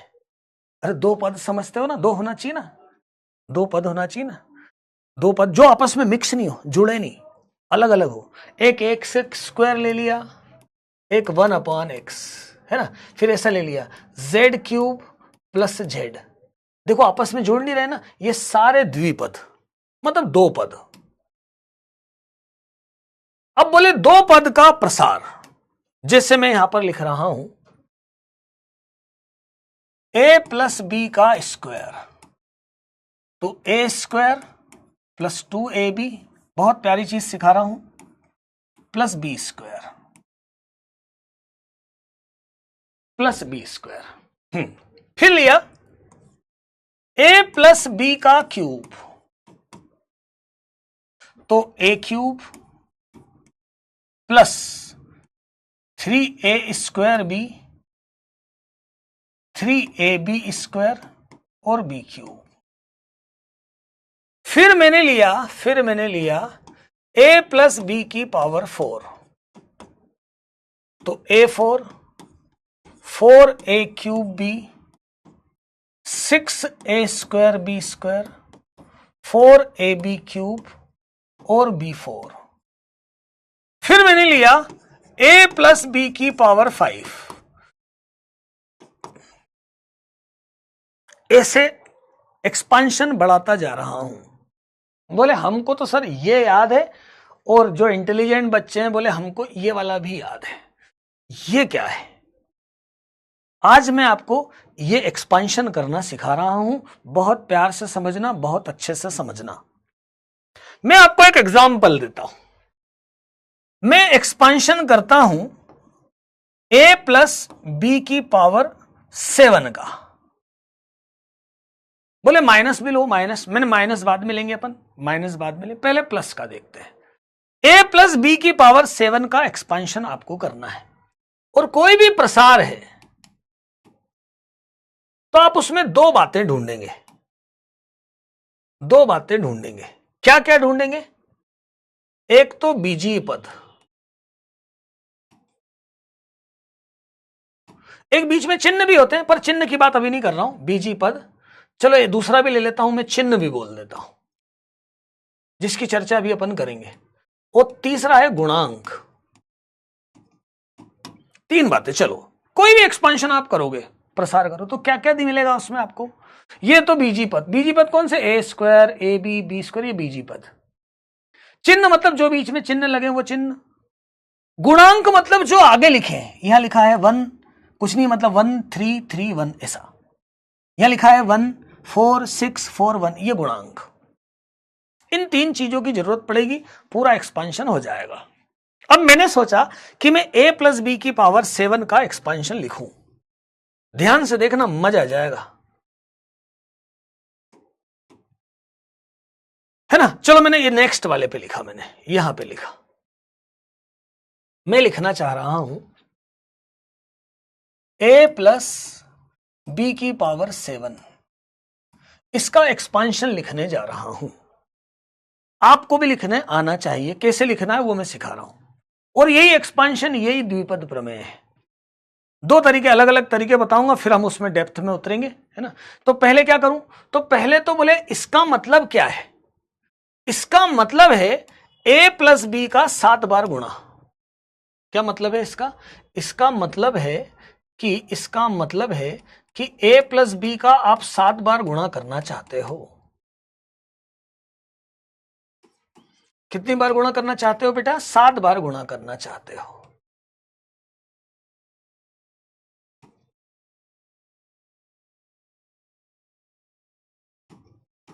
बोले 7 बार इसका आपको गुणा करना है।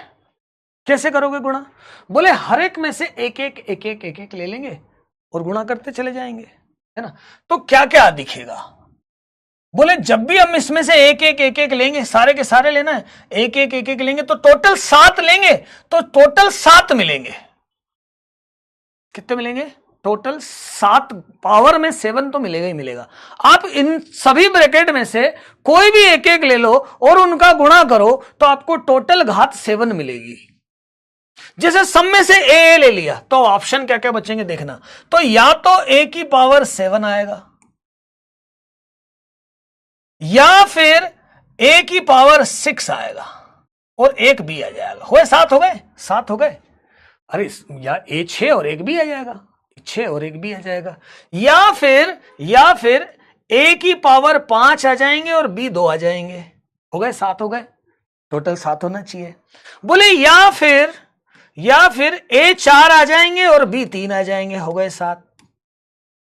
भाई गुणा करेंगे तो यही आएंगे, या तो 7 के 7 a आ जाएंगे, या 6 बार a और एक b आएगा, या 5 a और 2 b आएंगे, या 4 a और 3 b आएंगे, या फिर 3 a। लाइन से लिखूंगा यार, क्रम से। पहले एक एक a कम कर रहा हूं, उतने ही b डाल रहा हूं, जितने a निकाल रहा हूं उतने ही b डाल रहा हूं। a³ और b4 हो जाएगा, या फिर a स्क्वायर और b5 हो जाएगा, या फिर a और b 6 हो जाएंगे, या फिर b 7 हो जाएगा। टोटल कितने हुए जरा गिनो। तो a की पावर 7 से चालू हुई है, 7 फिर 6 फिर 5 फिर 4 फिर 3 फिर 2 फिर 1 और फिर 0 भी है, तो कुल पद 8 हो गए।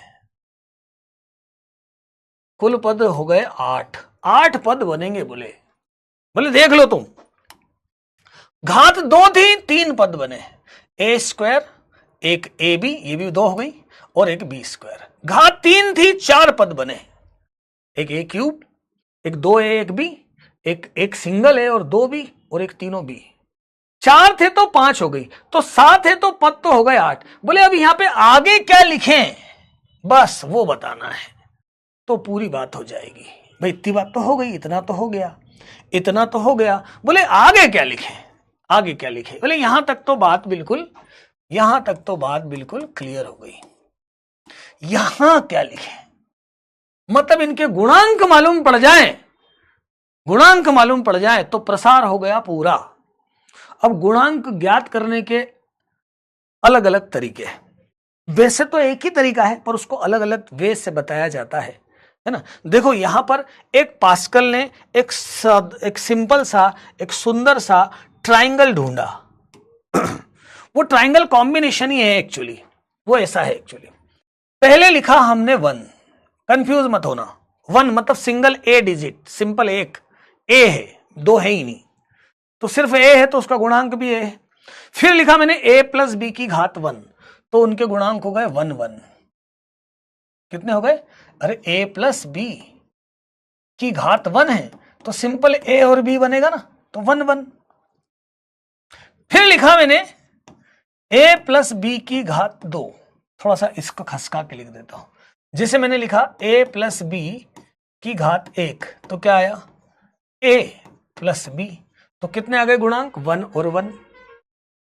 अब मैंने लिखा a प्लस बी का स्क्वायर, तो a प्लस बी के स्क्वायर में a स्क्वायर आया, एक आएगा, एक ए बी आएगा, और एक बी स्क्वायर आएगा। तो शुरू और आखिरी वाले तो अभी भी क्या होंगे, 1 1, 1 और 1।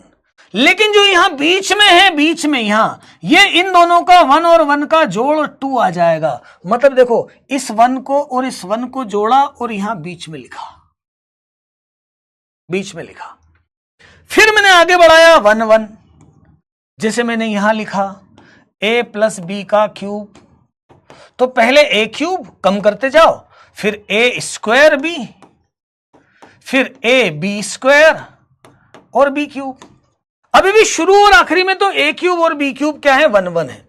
अब यहां पे क्या आएगा, तो देखो 1 को और 2 को जोड़ा, यहां आएगा 3, 2 और 1 को जोड़ा, यहां आएगा 3, तो यहां जाएगा 1 3 3 1, 1 3 3 1। बोले अब 4 वाला बताओ, 4 वाला बताओ,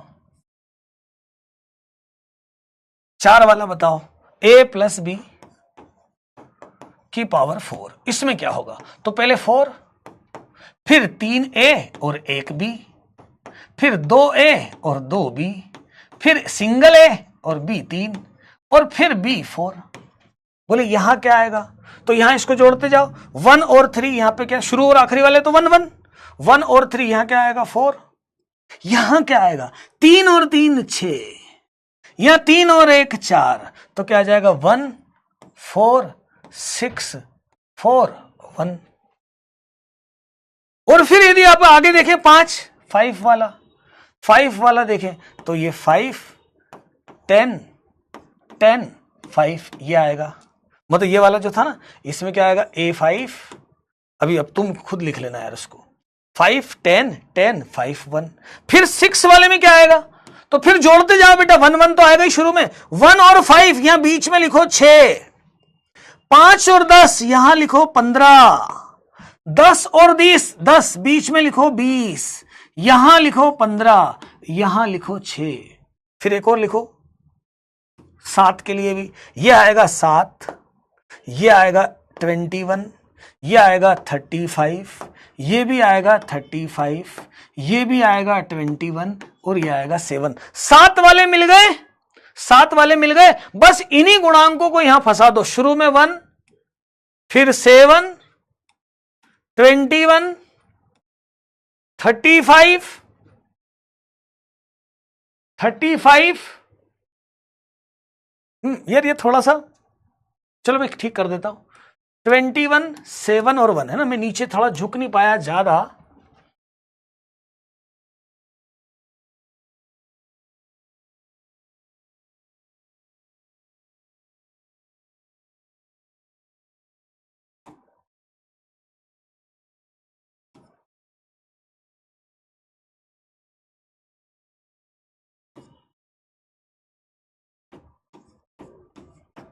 ये देख लो बेटा,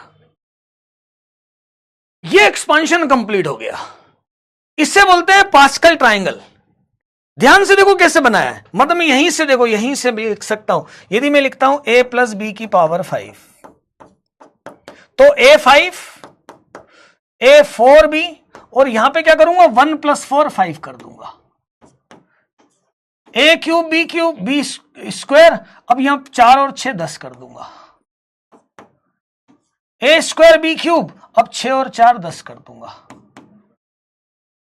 फिर a b4, तो यहां 4 और 1 5 कर दूंगा। मतलब कोएफिशिएंट तो मैं चुन लूंगा गिरते हुए, गिरती हुई पावर में घटती हुई घात, मतलब A7 6 5 4 3 2 1, टोटल 7 रखूंगा, और इससे उठा के ये रख दूंगा, इससे उठा के ये रख दूंगा, ये रख दूंगा।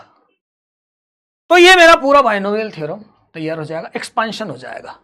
मतलब कोई भी घात में यहां पे सॉल्व कर सकता हूं, कोई भी घात में यहां पर सॉल्व कर सकता हूं। आपको स्क्वायर और क्यूब की बात है, यहां टोटल पावर सॉल्व हो सकती है। बोलो बच्चों, टोटल घात हमारी हल हो सकती है। क्लियर हुई बात?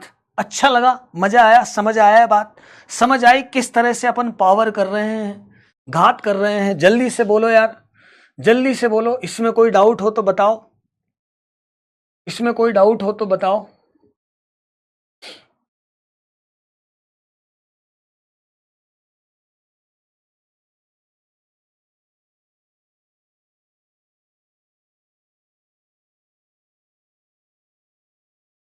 ठीक बात है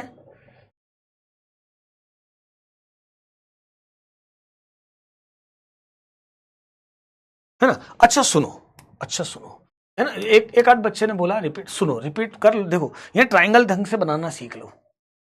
ये ट्रायंगल बनाना आप प्रॉपर तरीके से सीख लो, तो आपका काम हो जाएगा, आपका काम हो जाएगा, है ना। ट्रायंगल कैसे बनाया, 1 1, फिर 1 1 दोनों तरफ लिखा, दोनों तरफ बीच में जोड़ जोड़ के लिखा, इसको और इसको जोड़ के लिखा, फिर लिखा 1 1, फिर इसको जोड़ के लिखा, इसको जोड़, ऐसे बढ़ाता गया, बढ़ाता गया। अच्छी डिजाइन है, इसको बोलते हैं पास्कल ट्रायंगल। पर ये किया क्या, आखिर ये गणित क्या था, और ये ट्रायंगल था क्या, ऐसे कैसे आपने कर दिया, ये क्वेश्चन बराबर क्वेश्चन।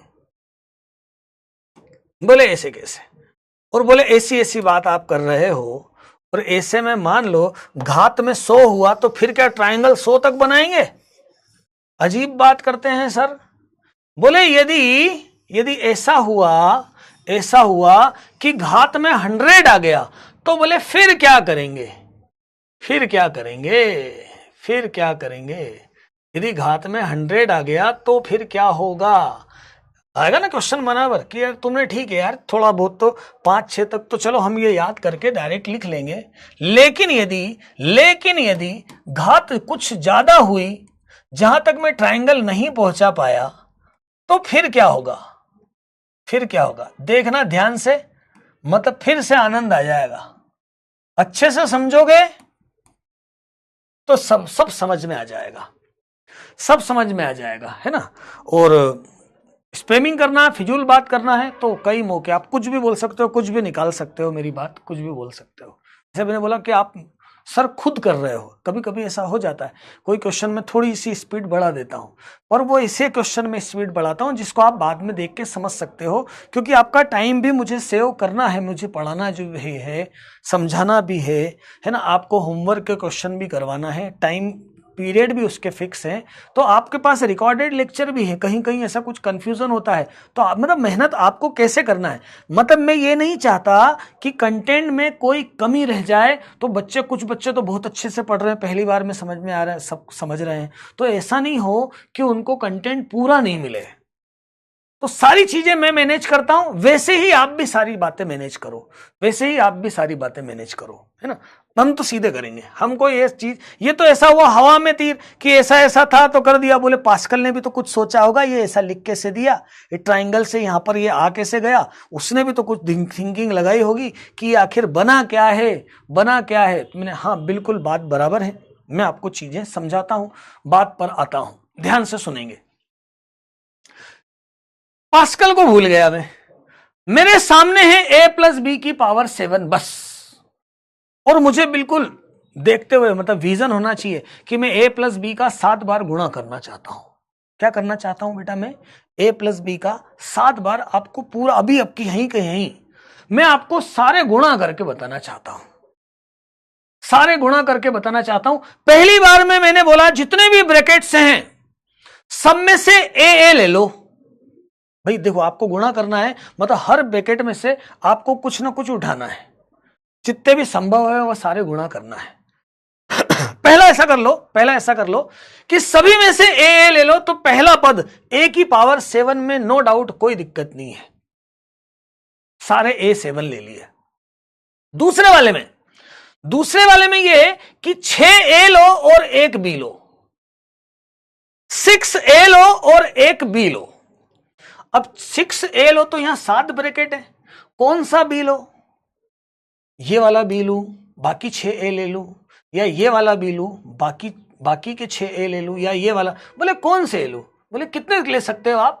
बोले ये तो 7 B हैं, 7 B हैं। बोले उनमें से कोई एक B लेना है, तो 7 में से एक लेने का तरीका क्या होता है? तो बोले 7C1, तो 7C1 टाइम्स ले लो। 7C1 मतलब 7 में से एक B। अच्छा, बोले 7 में से 6A भी तो बोल सकते हैं सर।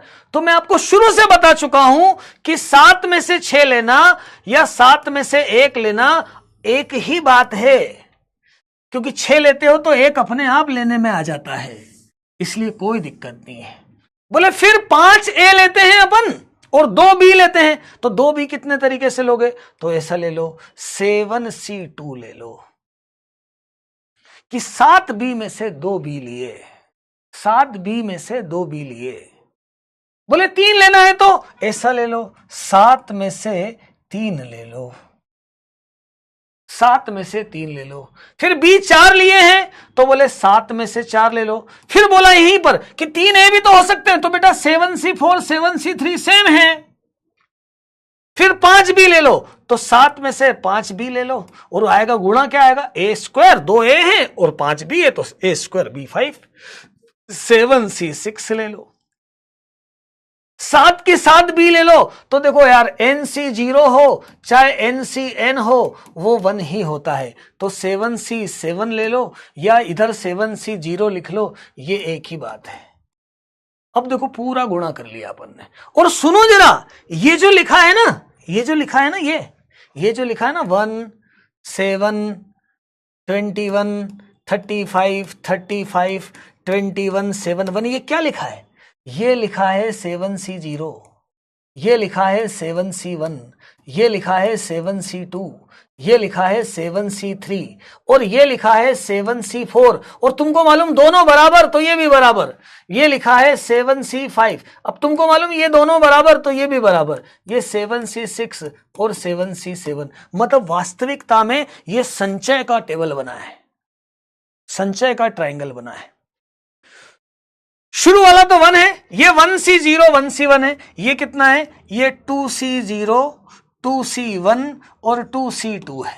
ये क्या है? ये 3C0, ये 3C1 3C2 3C3 है। ये कॉम्बिनेशन का ही ट्रायंगल बना हुआ है, ये कॉम्बिनेशन का ही ट्रायंगल बना हुआ है। आगे आप देखोगे कि 2C0 और 2C1 जोड़ोगे तो 3C1 मिलेगा, जब 3C1 और 3C जोड़ोगे तो 4C1 मिलेगा, है ना। ये मैं आपको आगे 4C2 मिलेगा, वो आगे बताऊंगा। मतलब ये पास्कल ट्रायंगल ही लिखा हुआ है, मतलब ये ट्रायंगल एक्चुअल में ये वाला है ना। कैसे मल्टीप्लाई किया मैंने आपको समझा दी। आप चाहो तो ऐसा बोल दो कि ये 1 लिखा है पहले, है ना। फिर क्या लिखा है? ये 1 1 लिख दिया, यहां 1 1 लिख लिया, है ना। फिर ये देखो, ये ऐसा एक्चुअली 2C0 2C1 2C2, ये कितना है? 3C0 3C1 3C2 3C3। इसको भी चाहो तो 1C0 1C1, ये कुछ नहीं है, 0C0 यहां कुछ भी नहीं है ना। बस ये ऐसे ही 4C0 4C1 4C2 4C3 4C4, ये देखो यही लिखा हुआ है। ये और ये दोनों सेम है, ये और दोनों सेम है। अब देखो यहां पे सिलेक्शन 7C1 मतलब एक B, 7C2 2 B, 7C3 3 B, 7C4 4 B. ऐसा क्या किया मैंने, पूरा पूरा मल्टीप्लाई करके बताया, सिलेक्शन किया भाई। 6 लेना थे, 6 में से 6 ए और 1 बी लेना था, तो 7C1 1 बी ले लिया, 6 अपने आप हो जाएंगे। 7 2 बी और 5 ए लेना थे, 7C2 B5 हो गया। अच्छा बोले इसमें माइनस होता तो, कुछ भी नहीं है यार, जहां जहां बी लिखा है, जैसे तुम ए माइनस बी है, तो तुम इसको ऐसा नहीं बोल सकते क्या, ए प्लस और माइनस बी, ऐसा समझ लो ना, कि यदि मान लो ये माइनस है, ये माइनस है, तो कुछ नहीं, यहां पे क्या होगा, ये सारे माइनस हो जाएंगे पहले तो, और यहां पे क्या होगा, देखो ये तो प्लस ही रहेगा, ये तो प्लस है, एक बी आया माइनस हो जाएगा, बी 2 आए प्लस हो जाएगा, 3 बी आए माइनस, अल्टरनेट प्लस माइनस आ जाएगा, अल्टरनेट प्लस माइनस आ जाएगा। या ऐसा समझ लेना कि बी की जगह माइनस बी रख देना, बी की जगह माइनस बी रख देना। तो इससे हमें एक बात मिली, इससे हमें एक बात मिली, क्या मिली, न्यूटन का द्विपद प्रसार, कि यदि मैं x और a से लिखूंगा कि x प्लस ए की पावर n है, x प्लस ए की पावर n है, तो क्या बनने वाला है देखना, शुरू में NC0 भले ही 1 लिख लो, x की पावर n, फिर 7C1 तो NC1 x एक कम किया और एक a लाया, फिर NC2 एक और x कम किया और a 2 बार लाया। x और a क्यों लिखा हमने, देखो एक x और एक वेरिएबल और एक सिंपल हो सकता है, ऐसे ही NC3 x की पावर n-3 a की पावर 3, ऐसे ही करते करते लास्ट में क्या आ जाएगा बेटा, तो NCn a की पावर n बचेगा। इससे बोलते हैं न्यूटन का द्विपद प्रसार। यह है न्यूटन का द्विपद प्रसार, ये क्या है, न्यूटन का द्विपद प्रसार। और यदि x माइनस ए हुआ तो मैं बोल रहा हूं ना आपसे, a की जगह माइनस ए ले लेना, x माइनस हुए तो मैं बोल रहा हूं ना a की जगह, ये प्रसार मतलब अभी तक मैंने जितना पढ़ाया पूरा यही है, पूरा यही है। कोई भी एक्सपांशन करना हो तो इसी तरीके से करना है। ये टेबल याद रखने का मतलब तो ये है कि आपको शुरू के 3 4 5 तक के ये आपको कॉम्बिनेशन मालूम हो। जैसे मैंने आपने देखा ना, मैं कई बार 6C2 आता है मैं 15 लिख देता हूं, तो इस टेबल से ये 6C0 है, ये 6C1 है, ये 6C2 है, ये 6C3 है, ये 6C4 है, 6C5 है, 6C6 है, इससे 15 लिख देता हूँ। 6C3 आता मैं 20 लिख देता हूँ। कहाँ से लिख देता हूँ, मुझे इतना याद है, आपको भी याद हो जाएगा इतना। तो कुछ कॉम्बिनेशन कभी कभी करते करते ऐसी प्रैक्टिस होती कि हम सीधे लिख पाते हैं। और उसका जनरल क्या बना, तो जनरल आपकी ये वाली बात बनी, ये पूरा एक्सपांशन बना। इसे बोलते हैं बाइनोमियल एक्सपांशन, इसे बोलते हैं बाइनोमियल एक्सपांशन। लिख लो तो जरा बेटा इसको, पहले इसको लिख लो तो, ये हुआ द्विपद प्रसार। क्या हुआ, ये द्विपद प्रसार। बिल्कुल बढ़िया, बिल्कुल बढ़िया, बिल्कुल अच्छे से आ गई समझ में, बात समझ में आ गई। मिस्टेक कहां, अच्छा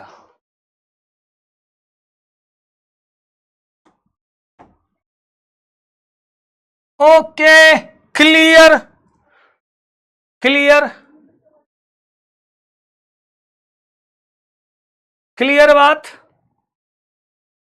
हो गई, मिसप्रिंट दूर। चलो, नजर अच्छी तेज, तुम्हारी नजर तेज है ना। कुल पद कितने दिख रहे हैं इसमें, बोले कुल पद एक ज्यादा, n+1। कुल पद कितने दिख रहे हैं इसमें, n+1। जिसे मैथ्स बोरिंग लगे वो ना पढ़े, क्योंकि मैथ्स बोरिंग होता नहीं, मैथ्स से इंटरेस्टिंग कुछ नहीं होता। यदि मैथ्स पसंद है तो, और वैसे भी IIT वही बच्चे करते हैं जिनको मैथ्स में मजा आता है, मैथ्स में मजा आता है। और ज्यादा मजेदार 11th का मैथ्स से, क्योंकि सबसे जितने ज्यादा बेसिक डेवलप होते हैं ना, वो 11th मैथ्स से ही डेवलप होते हैं। ठीक है,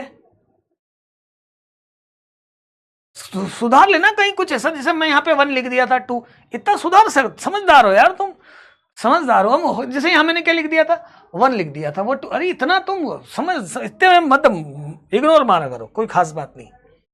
अब देखो मैं दिमाग लगाता हूं इसमें और तुम्हारा दिमाग लगवाता हूं। बोले यार ये इतना बड़ा है, इसको छोटा करके लिखो, इतना बड़ा कैसे याद रखेंगे? देखना तरीके, देखना मजेदार मजेदार। तो मैंने क्या लिखा, देखना मैंने क्या लिखा, x प्लस a। अब देखो घात का प्रसार तुम कर लेना, घात का प्रसार तुम समझ गए, जहां भी घात का प्रसार आएगा हम समझ जाएंगे। हम तो मालूम है बीच में से कोई सा भी पद उठा के निकाल लेंगे, है ना। इसी को देखो मैंने शॉर्टकट में लिखने का सोचा।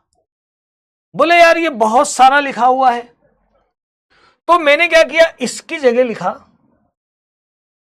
ये चिन्ह समेशन।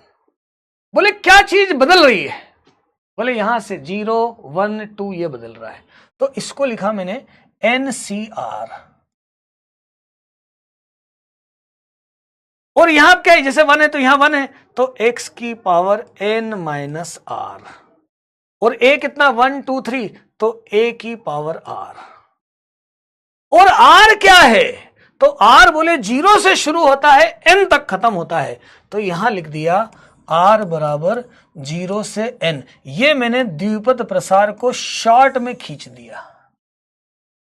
कैसे लिख दिया बेटा? शॉर्ट में लिख दिया। ये मैंने द्विपद प्रसार को शॉर्टकट में लिख दिया। अब इसका मतलब समझो, पहले डालो 0, पहला वाला मिल जाएगा, फिर डालो 1, दूसरा मिल जाएगा, फिर जरा ध्यान से सुनना, ध्यान से सुनना, r डाला मैंने 0, तो पद मिला मुझे पहला।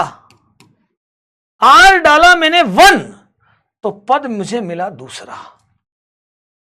r डाला मैंने 3, r डाला मैंने 2, तो पद मुझे मिला तीसरा।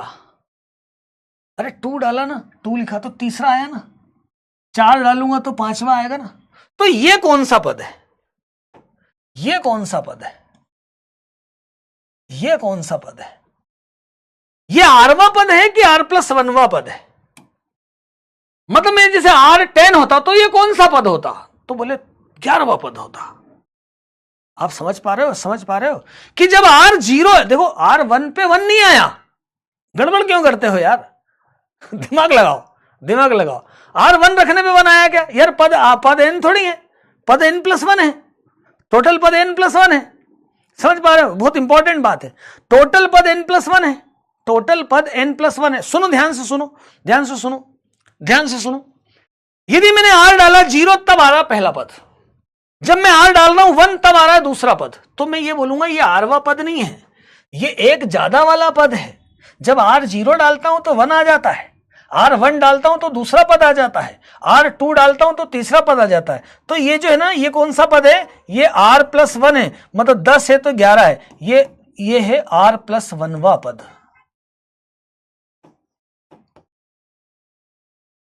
इसी को बोलते हैं व्यापक पद। व्यापक मतलब बोलते ना, कण कण में वो शामिल विद्यमान है, व्यापक उसी को बोलते ना। तो ये इसके हर कण कण में विद्यमान है। r का मान बदलता है तो पूरा श्रेणी सामने आ जाती है, तो इसको बोल देते हैं हम व्यापक पद या जनरल टर्म। ऐसी टर्म जो सभी टर्म को परिभाषित करे, सभी पदों को परिभाषित करे।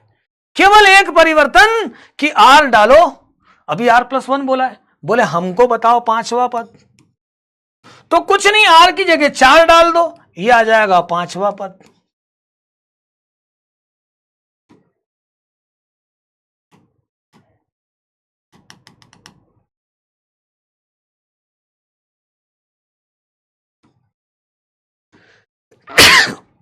सॉरी, तो ये क्या हो गया? व्यापक पद। मतलब अभी तक मैं बोल रहा हूं केवल ये याद हो गया तो पूरा काम हो गया। यही सब, यही है ना, ये द्विपद प्रमेय की जान है। जान समझते हो ना? मतलब जान मतलब प्राण, प्राण है ना। जान तुम्हारा वाला मत ले लेना, है ना, तुम अलग ही जाते हो। है ना, मतलब प्राण, आत्मा, आत्मा, द्विपद प्रमेय की ये आत्मा है, ये आत्मा है ना। ये आत्मा नहीं डाली तुमने तो तुमको द्विपद प्रमेय जीवंत नहीं हो पाएगा, जिंदा नहीं हो पाएगा, समझ नहीं पाओगे। यही सब कुछ है, मैं तो बोलता हूं यही सब कुछ है, यही सब कुछ है, इससे सब कुछ हो जाता है। एनसीआर एक्स की पावर एन माइनस आर ए की पावर आर, इससे सारे गेम हो जाते हैं, सारे गेम हो जाते हैं। एक्सपांशन आपको आ ही जाएगा, इससे एक्सपांशन करना होगा, बिल्कुल आसानी से हो जाएगा, कोई दिक्कत वाली बात नहीं है। ये किसमें है? ये इसके लिए है, ध्यान रखना, पुस्तकों के लिए नहीं, इसके लिए, इसके लिए, ये इसकी सोल है, आत्मा है। क्या? एनसीआर एक्स की पावर एन माइनस आर और ए की पावर आर, यही खास बात है और यही बाइनोमियल थ्योरम है। और क्या है? और क्या रखा है? क्या रखा है बाइनोमियल थ्योरम में? यही बाइनोमियल थ्योरम है।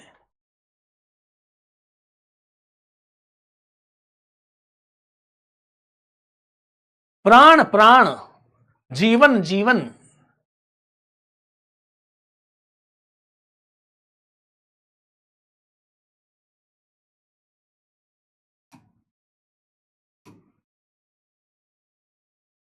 हाँ अरे यार, पुष्पराज बेटा, ए बी से ना तो हमारी रिश्तेदारी है, ना एक्स ए से रिश्तेदारी है, ना वाई जेड से। हमारे लिए तो, हम तो फाई थीटा भी ले लेते हैं, हम तो, हमारे लिए तो सब एक जैसे हैं। जैसे मैंने एक्स ए लिया, तू जो चाहे अल्फा बीटा में लिख।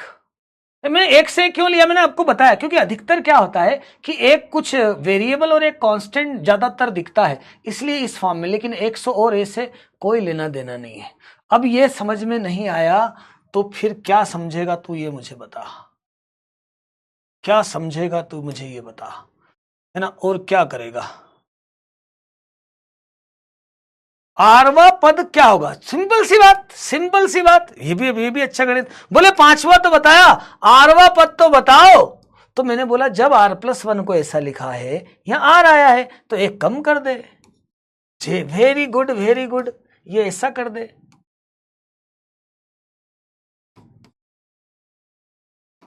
ऐसा कर ले। अरे कुछ नहीं ना, आरवा पद क्या, तू यहां से ऐसा पूछ, m-1 पद क्या होगा, तो r की जगह m-1 लिख। तुझे आरवा पद चाहिए तो इस r+1 की जगह r डाल, तो ये r-1 आ जाएगा। तो कोई सा भी निकाल ले, कोई सा भी निकाल ले, कोई सा भी पद निकाल ले, ठीक है, ठीक है।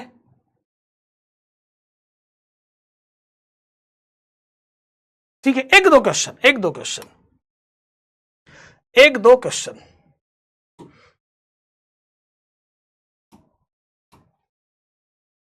एक दो क्वेश्चन। ये रहा क्वेश्चन, इस क्वेश्चन को जरूर समझो, है ना। हमारे गणित वही लगेगा।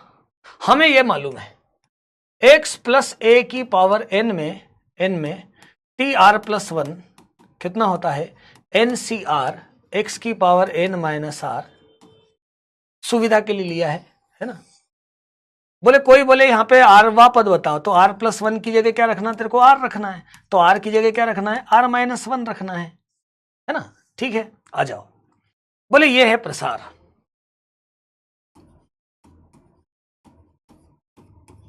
x की पावर 15 का गुणांक बताओ। मैं ये व्यापक पद लेता हूं, है ना। इसमें देखो, इसको और उसको कंपेयर करो, x की जगह x है, n की जगह 10 है, मैं tr+1 लिख रहा हूं। 10 तो मालूम है बेटा, ये फॉर्मूला लगा रहा हूं मैं क्योंकि यही सब कुछ है, तो 10cr लिख दिया मैंने। x की जगह कितना है, तो x की जगह x ही है, x की पावर 10 माइनस r। और a की जगह कितना है, तो a की जगह -x² है, क्या है, -x² है, और ये लिखा r। देख लो, इसको और इसको मैच करवा लो, मैच करवाओ, मैचिंग करवाओ, मैचिंग करवाओ, अटैच करो दोनों को, है ना। और फिर दिमाग में कैच करो, पहले दोनों को अटैच करो, फिर दिमाग में कैच करो। एन देखो देखो सोचो, इसको देखो, सोचो उसको सोचो। एन कितना तो बस 10, 10 CR। एक्स कितना तो x 10 minus r, N minus r. A क्या है तो माइनस एक्स स्क्वायर आर। तो क्या बनाइए, इसको सॉल्व करो थोड़ा सा। ये -1 की पावर आर अलग लिख देता हूं, और x की पावर कितना है बेटा, तो 10 माइनस आर और x की पावर 2r है। तो टोटल देखूं मैं, थोड़ा सा तमीज से लिख दूं, तो x की पावर 10 माइनस 3r है। x की पावर कितना है, x की पावर कितना है 10 माइनस 3r है। तो मुझे 10 माइनस 3r नहीं चाहिए, इसको चाहिए, है ना। तो इसको मैच करवाओ। तो 10 माइनस 3r 15 होना चाहिए, मतलब वो 10 माइनस 3r 15 कैसे हो सकता है, कैसे हो सकता है? 10 माइनस 3r 15 हो सकता है क्या? 10 माइनस, अच्छा चेक कर लेना, 10 माइनस 10, ये देखो यार 10 माइनस आर प्लस आर होगा, ये मैच सही नहीं किया।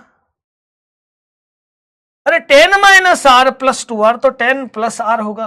10 प्लस आर कितना है, 10 प्लस आर कितना होना चाहिए 15। आर क्या होना चाहिए 5, आर आया 5, डालो 5 यहां पे, t5 प्लस 1 -1 की पावर 5, 10c5 और x की पावर में 10 प्लस आर मतलब 15। तो देखना जरा, ये है एक तो छठा पद, -1 की पावर 5 माइनस आएगा, 10c5 और x की पावर 15। तो x की पावर 15 का गुणांक क्या हुआ,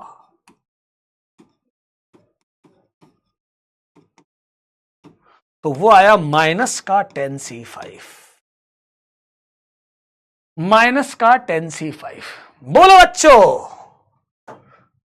बोलो जवानों, भारत के भविष्यों, तुम भारत के भविष्य हो, तुम बताओ कि ये मैच करा कि नहीं करा, तुमने देखा कि नहीं देखा, जल्दी से।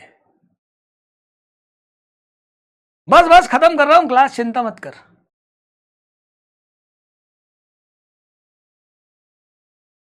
एडवांस टेस्ट में अभी तक मैंने जितना बताया बेटा वही सब आप करो, एडवांस के क्वेश्चन आपसे बने, उसके क्वेश्चन बनेंगे।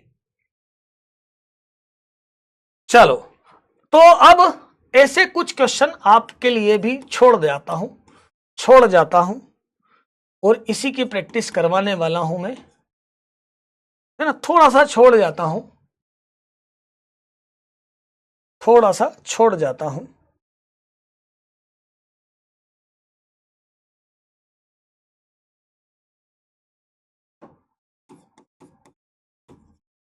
चार 5 होमवर्क दे जाता हूं।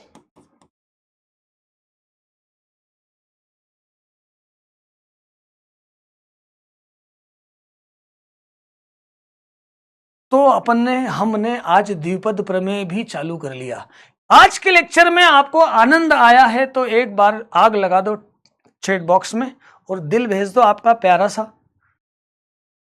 है ना। बहुत प्यारे प्यारे बच्चे हो, मतलब ऊपर ऊपर नहीं बोल रहा हूं, मैक्सिमम बच्चे बहुत प्यारे हो, है ना। मतलब सबको मैं उससे नहीं बोलूंगा, सब बच्चे बहुत अच्छे से कर रहे हैं, बिल्कुल अच्छे से कर रहे हैं। पूरी पूरी उम्मीद मेरी बंधी हुई है कि इस साल शानदार सिलेक्शन होगा। बस है ना, एक गड़बड़ मत होने देना। अभी तक अपने जो पढ़ा है उसको थोड़ा कवर करते चलना, थोड़ा पढ़ते, टाइम मत वेस्ट करा करो, है ना। और अब तो बिल्कुल पीक पर आ रहे हो आप, ये आपके पास 3 महीने ऐसे हैं कि बिल्कुल पूरा सब कुछ लगा दो। 3 से 4 महीने ऐसे पूरा सब कुछ लगा दो, तुम अपने आप में एक परिवर्तन महसूस करोगे। और वो परिवर्तन से जो है ना, जो आपके अंदर से जो एक फील उठेगा, वो फील IIT का होगा, बिल्कुल IIT की आपके पास ऐसा लगने लगेगा कि बस अब ज्यादा दूर नहीं है, अब मैं सही जा रहा हूं। ब्रेन शार्प हुआ होगा, ब्रेन शार्प होता जाएगा। चलिए, तो ठीक है ब्रो, सभी फ्रेंड्स को आज के लिए इतना ही। Thank you all, love you all, जीते रहो, मजे में रहो, खूब पढ़ो, खूब आगे बढ़ो। जय हिंद।